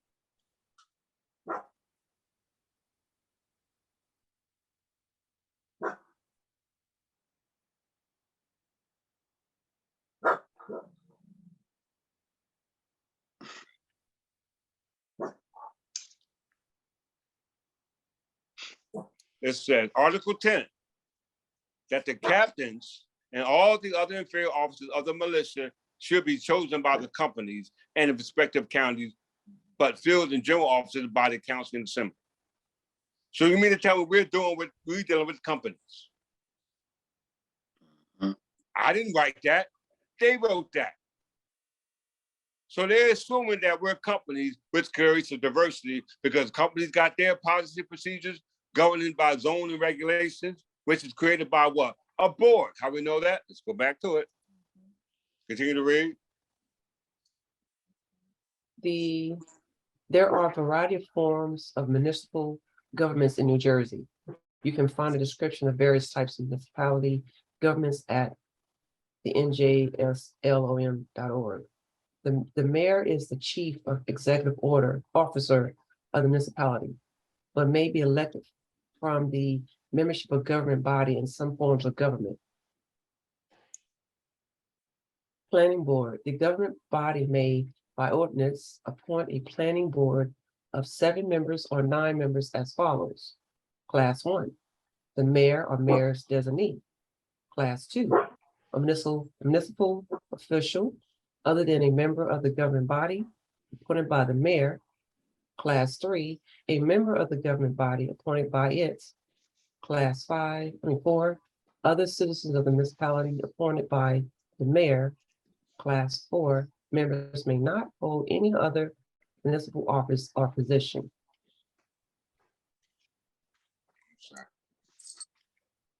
Zoning board.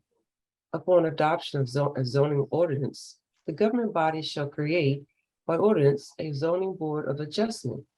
The zoning board of adjustment consists of 7 members who must be municipal residents and who may not hold any other elected or appointed positions in the municipality. Okay. And then they have here, governing board, land ordinances, enforcement, fees, or appeals. So if you got any argument in regards to a building or planning under the zone regulation, you first must take it up in under the board of zoning planning, which is what you just see as the mayor and whoever he elects. If you don't like their decision, then you must go to Superior Court. You don't like that decision, then you take it to Supreme Court. Everybody follow? All this is done under municipal laws under 48(1-6) when they revised the common law.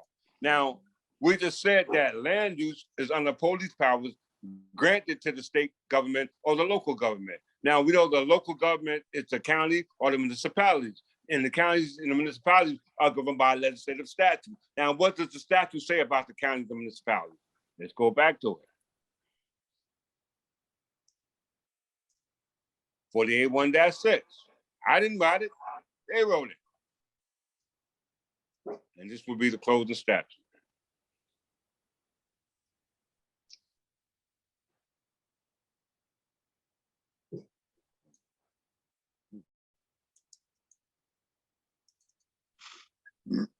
Read that and close. Council Harris. Classification and arrangement. The classification and arrangement of the several sections of the chapters of Title 48 have been made for the purpose of convenient reference and orderly arrangements, and therefore no implications or presumptions of the legislative construction is to be drawn therefrom. Okay, the law of evidence is governed by presumption. Presumption of a fact.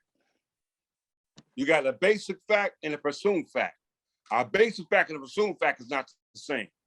A basic fact supersedes a presumed fact because a presumed fact is a fact until proven otherwise. So it just said right here, the classification arrangement of the several sections of Section 40 and Section 48, because 40 and 48 all deal with counties and municipalities, only been or created for the purpose and convenient references and orderly arrangement, and no implication or presumption of the legislative construction is to be drawn therefrom. So I mean, everything they do is not even legislative construction. That means it's not construed to the Constitution, is notwithstanding. Which are null and void. Why? Because under the Constitution, under July 2nd, the true intention of this Congress, which creates the legislation, it was for the reconciliation of Great Britain. And with that, I digress. Archbishop, you can show the floor left. I'm gonna let Queen go first. Queen. Another lesson from the King. The average individuals, I doubt if they know about these zoning laws, and if they did, they probably wouldn't even want to attempt to buy any property. But very informative information on today's lesson. And like I said, if you knew that, you wouldn't want to own property other than a Lodio. With that, I digress. Well said, Queen. Well said, Queen. Countess Middleton.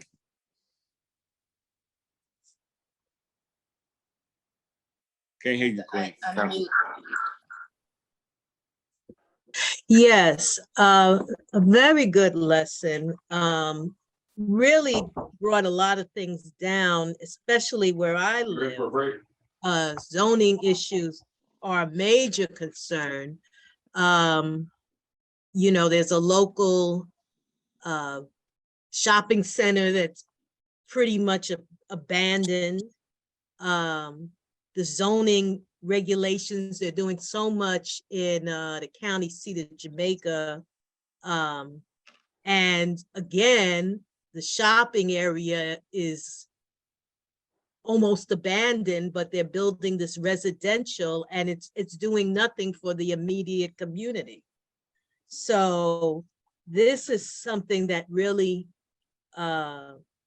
clarifies a lot of issues and problems. Even where I live, in the 30s, this was all farmland. And that only got developed after World War II.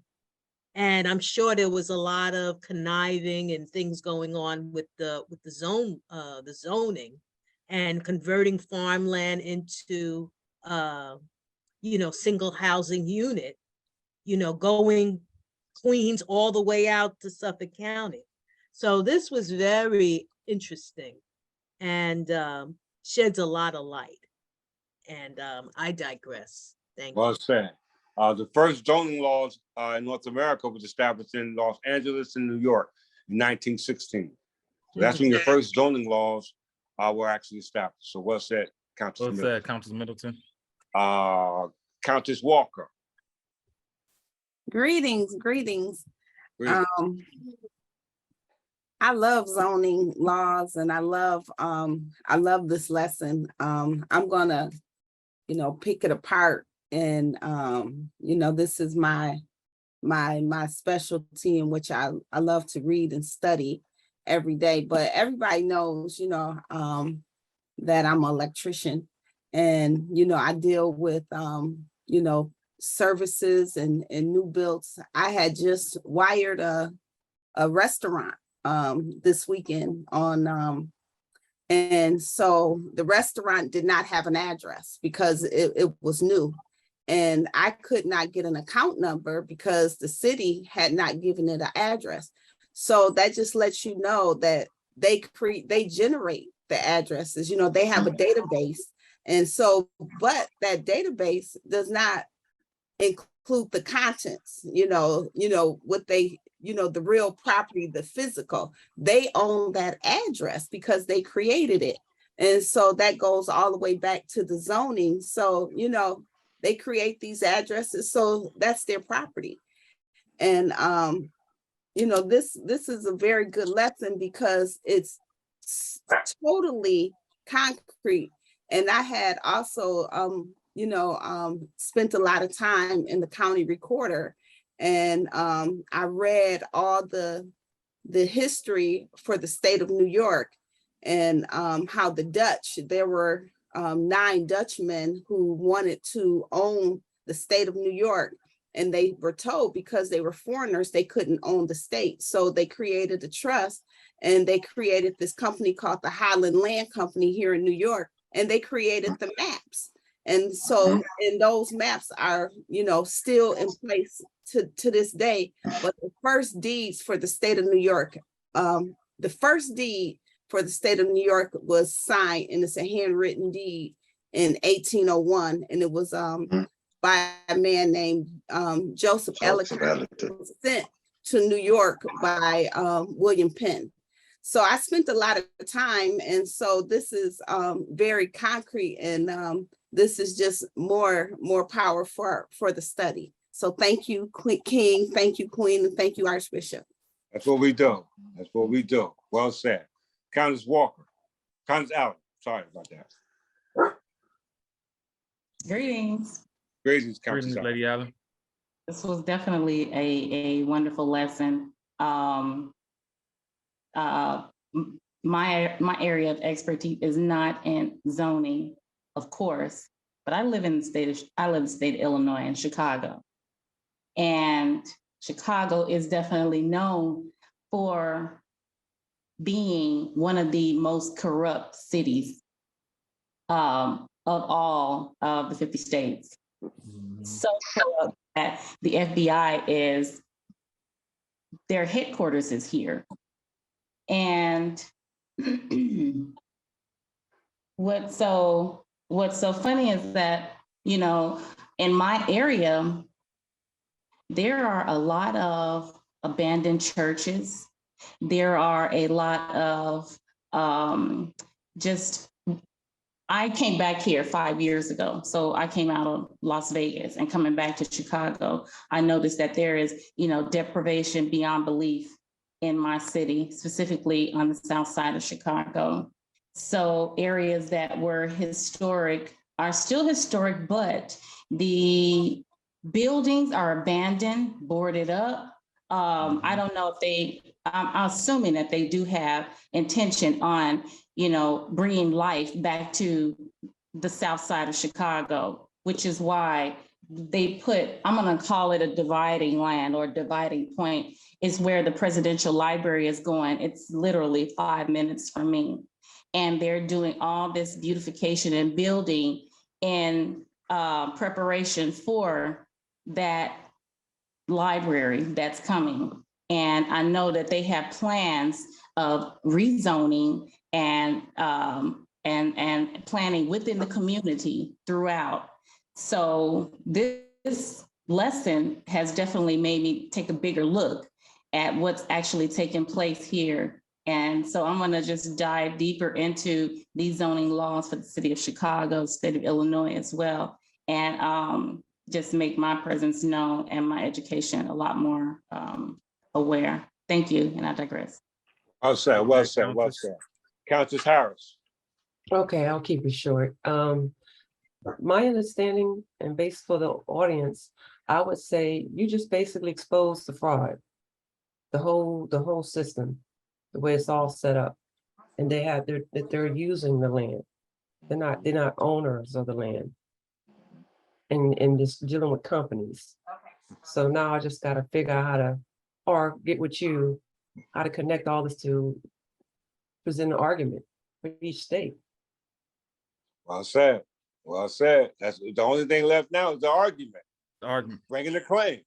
Making Because a claim. it said any imposing or burden for in regards to land use on a religious society, whether it's abstract or concrete, political belief or religious belief, that you have the right to bring a claim.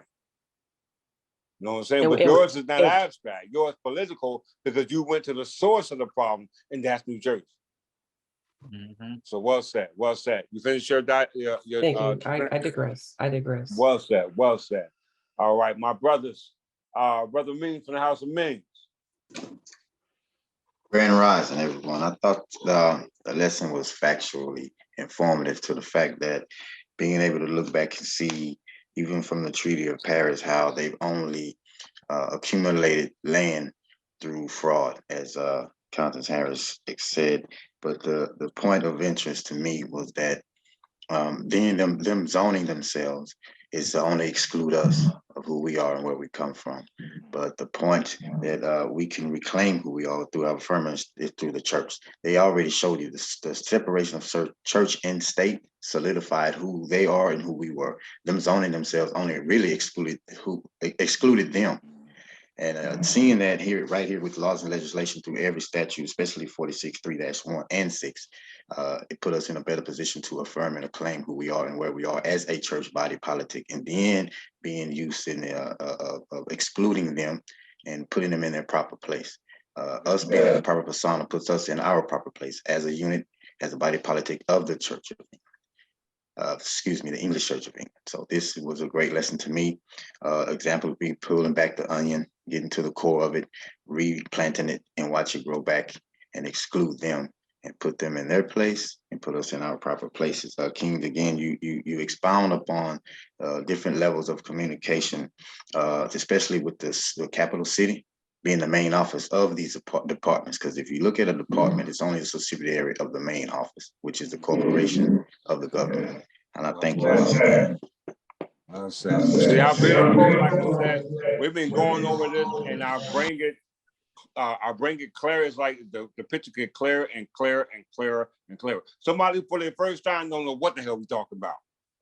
But because y'all been sitting here absorbing what I've been teaching y'all and learning to be able to look at it with clarity, that's the most beautiful thing about these lessons. And then you can prove it because it's concrete, because it's legislatively sound. So well said. Well said, Brother Beans. Brother Burgers from the House of Burgers.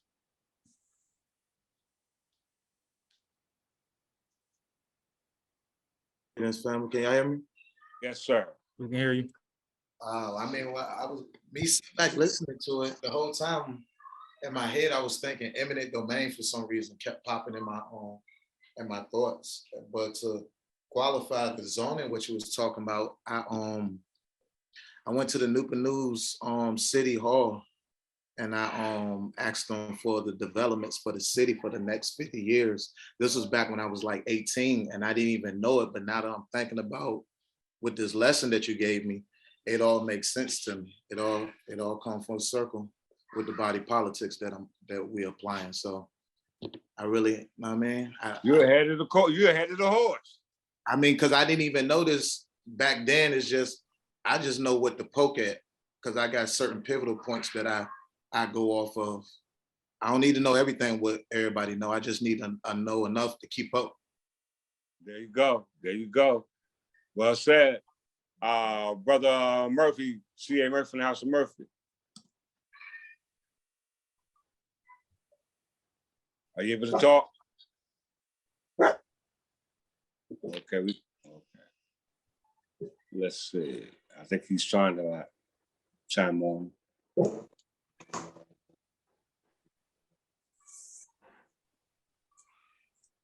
We hear you, Noble.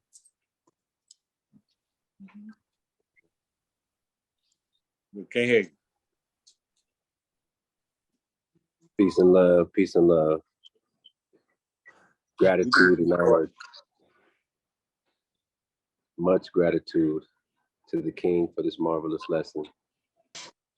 Indeed, we are being encumbered by the reclassification and the ambiguous naming of states under municipalities through their zoning acts, which are all belligerent in nature and against the will of the people.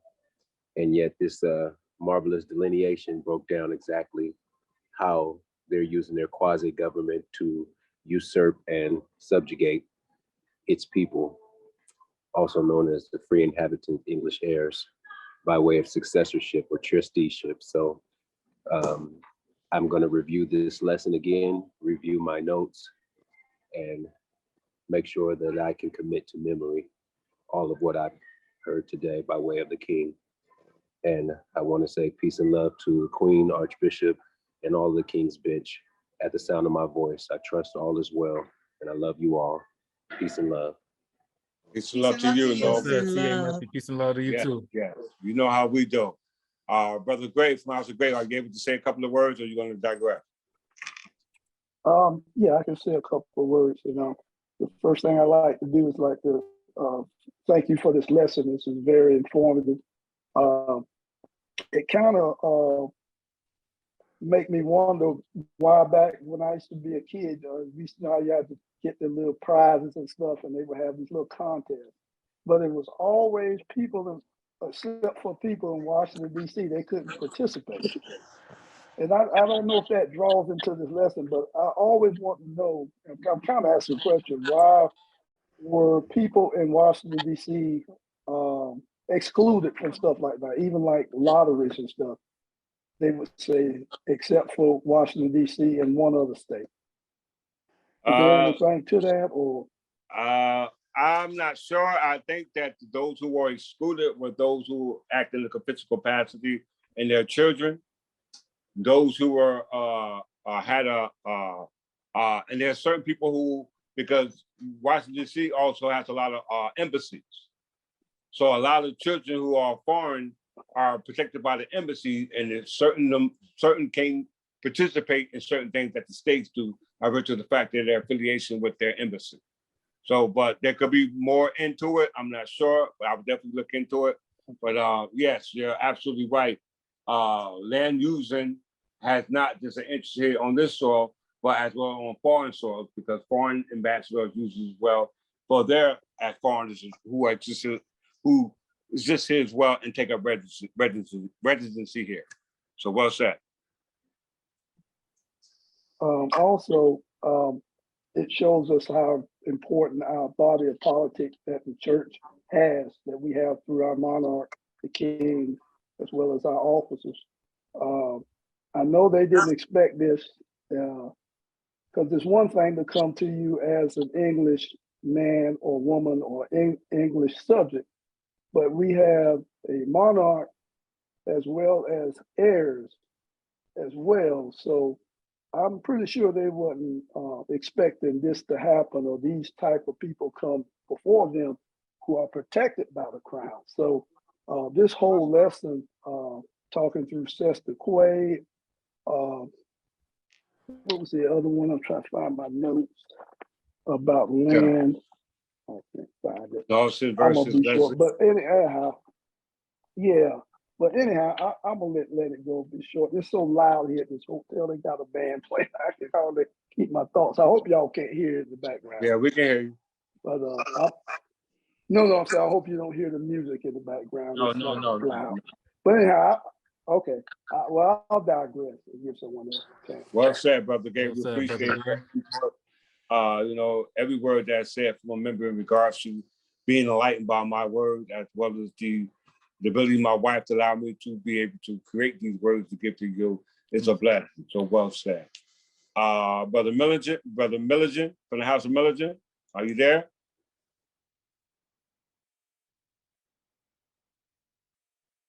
Are you able to say a couple of words, or you want to digress? Yes, King. Greetings. You know, beautiful greetings, King. Beautiful and intelligent lesson.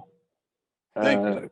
Dealing with all of the nuances and curves and stuff that most people in general public, you know, identify themselves as black, wouldn't even get there, you know.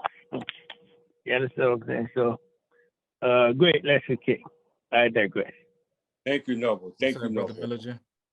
Once again, it's my pleasure to make things simple that is soon to be hard, based off something that should be most important for all our lives. But, you know, they always say the gift of understanding or the treasure of our Creator, and He gives to everyone what portions seem good to themselves. You know, this is the best I have to give. You know, other people have other stuff to give, but we all must make the choice of what we want to receive. So once again, it's my obligation and opportunity, as well as my gift to you. And your gift to me is to take heed and follow. And with that, I digress. Archbishop, you got the last say. Countess Walker has another point of interest she wanted to add. Oh, go ahead, Countess Walker. I had found in the legislation here in the state of New York, and I had emailed it to everyone here, but in the New York state legislation, it says the state of New York is still Crown land, and that's in the legislation in the state of New York. Also, when I think about zoning, Archbishop and I had a conversation last week, you know, with the addresses, and I had to call the city and get an address for a property. Well, you know, what they had done with the zoning, they made like a 3D monopoly of addresses. So everybody here has played the Monopoly game, and we go around Park Place, Reading Railroad, Boardwalk. So that's exactly what they did. They do not own the land, they own the addresses. And the word address means ad res, which is trust res property. So I digress. Well said. Point of interest. Well said. Point of interest. That is an absolute fact. I want to camelback on what the Countess Walker just said. Anything with a name can be sued. Anything with an address can be located under their feudal tenure. So addresses, it has a lot to do with the Stamp Act and stuff, but I'm sure the king will delineate that in another time. But I just wanted to camelback that's very important when you start to think about contract being the rule of law, and everything that you put your name or address denotes back to a resident or a subject of the municipalities. I yield. Exactly. Well said. Well said, C.A. And Murphy. what's beautiful about that is that we understand that as Countess Harris read in regards to board, building, planning, and zone regulation, it says that you can't pass a legislation until you have an office and a seat to pass that legislation. And the legislation that they're passed in regards to the land ordinances under the regulations are a hindrance to you, and they impose a burden as a result of the land being allodial. And you have that right to make a claim on allodial land when somebody came to use it for anything other than the intent of how it was used to be allodial. So well said, each and every one of you, and Archbishop, you got the last one.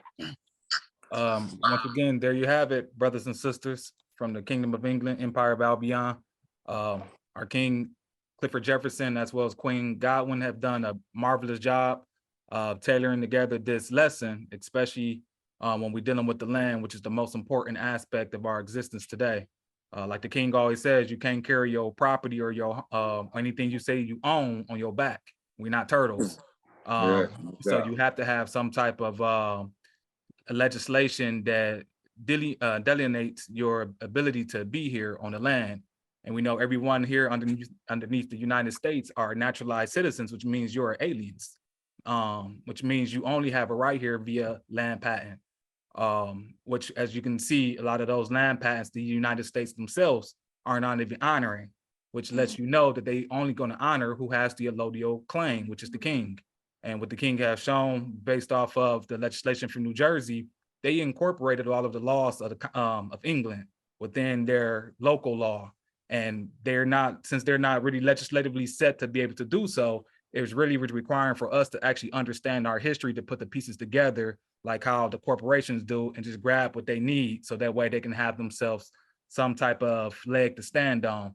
And in our case, we have our history as well as law that goes back to time immemorial and before to corroborate our claim. So as you can see, us as being English heirs, many brothers and sisters still not going to accept it. Many of the people who have stolen our identity not going to accept it. So now it has now been deduced to a belief system. The beautiful part about it now being a belief system, it is our religion. And it's based off what the king have shown. Your religion cannot be taken away from you. No one can talk about you about your religion. They can't discriminate against you about your religion. And like I said, our beautiful part about ours, it's tied into legislation. It can't be removed. It can't be removed, we can't be moved from it unless we don't stand on it. Our body politic has always been here. It's just that we have been out of the proper state of mind. So like how Sister Walker, as well as C.A. Murphy had spoken about regarding the addresses and them being tied to something within the municipality, it shows you that if you don't claim to be who you are, that they're going to go ahead, they're going to claim you based off of you being in that so-called territory. Because every man and woman must have a domicile. Our domicile, we know, goes back to the Kingdom of England. If you claim yourself to be a so-called resident of that territory, you're now have to conform to the body politic rules and regulations of their inhabitants, which are actually no more than employees. So once again, as you can see, many of our brothers and sisters have lost their way as being nonconformists to the true English church. And if you don't find yourself coming back this way, where there's many are called, few are chosen, then you're going to be stuck, which we call the exchequer's chamber, which is hell. And there's nothing. I want to throw one thing, Archbishop. All right, I'm about to be done. And there's nothing much we can do for you once you're stuck into the exchequer's chamber. So I digress, and I leave the rest of the King Clifford Jefferson. 1 second. Let me just share, and y'all can see a difference between the political faith and the religious faith. But look what they say in the building planning zoning board. It says right here, planning and zoning. Planning and zoning in the state of New Jersey is regulated on a local level in 565 separate municipalities. The ordinance and map are companion documents that determine what can be built within the municipality. The map showing the limits of each zone that have been established by the action of the local governing body. The zoning ordinance provides specifics of what may be built in each zone, such as permit permitted uses, including conditional uses such as places of worship and a residential zone. Did everybody see that? Yes. That's a burden. They just created the burden right there by placing us in a residential zone. When the law says you couldn't do that. So if you're under political faith, then they can't do that. But just religious faith, they can do that because you have nothing to do with the political body of politics. You just practicing the faith in a residential zoning, which makes you subject to zoning regulations. And with that, I said digress. Well said, King. Right. Esquire Burgess, you had a question? Yeah. It was pertaining to the lesson when you were speaking about the friction between the church and the crown. And I was trying to get a reference point of what you mean by that. Would that be an example of that? Would that be Henry I and Thomas Becket situation? What happened between them? Or that's a bad reference point? No, that's a good reference because the English Reformation was a changing of the authority of the crown. Okay. Because we still had authority of the crown even through the Edwardian Wars. From Edward I all the way down to Henry VI. We still had control over it until Henry VIII dissolved it and reformed it by claiming the supreme head of the Church of England. That's head Vicar. So well said. Well said, Brother Burgess.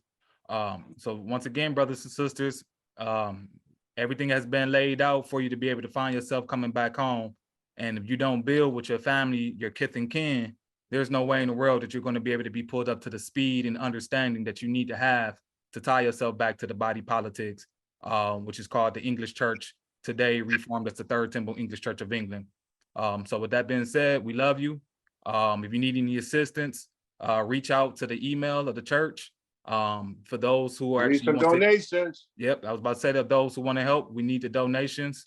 You know, because to fight these imposters inside the courtroom, you know, it takes pecunium. And go ahead, King. Yeah, Once again, I'm doing this work in this courtroom. They ruled on the motion for the governor on the 18th of this month. And like I said, I've been breaking myself just to make sure I get this stuff done. And I'm gonna remember, I know we all have our obligations, but I got like $1 in my account. $1 as a result of me doing this work. You know what I'm saying? So please, if you can, assist me. And with that, I love you. Thank you for tuning in, and I'll see you on seminary school. Peace and love. That's for those who haven't donated. For those who have, I'm not talking about you. Right. With that, peace and love. Peace and love. Peace, family.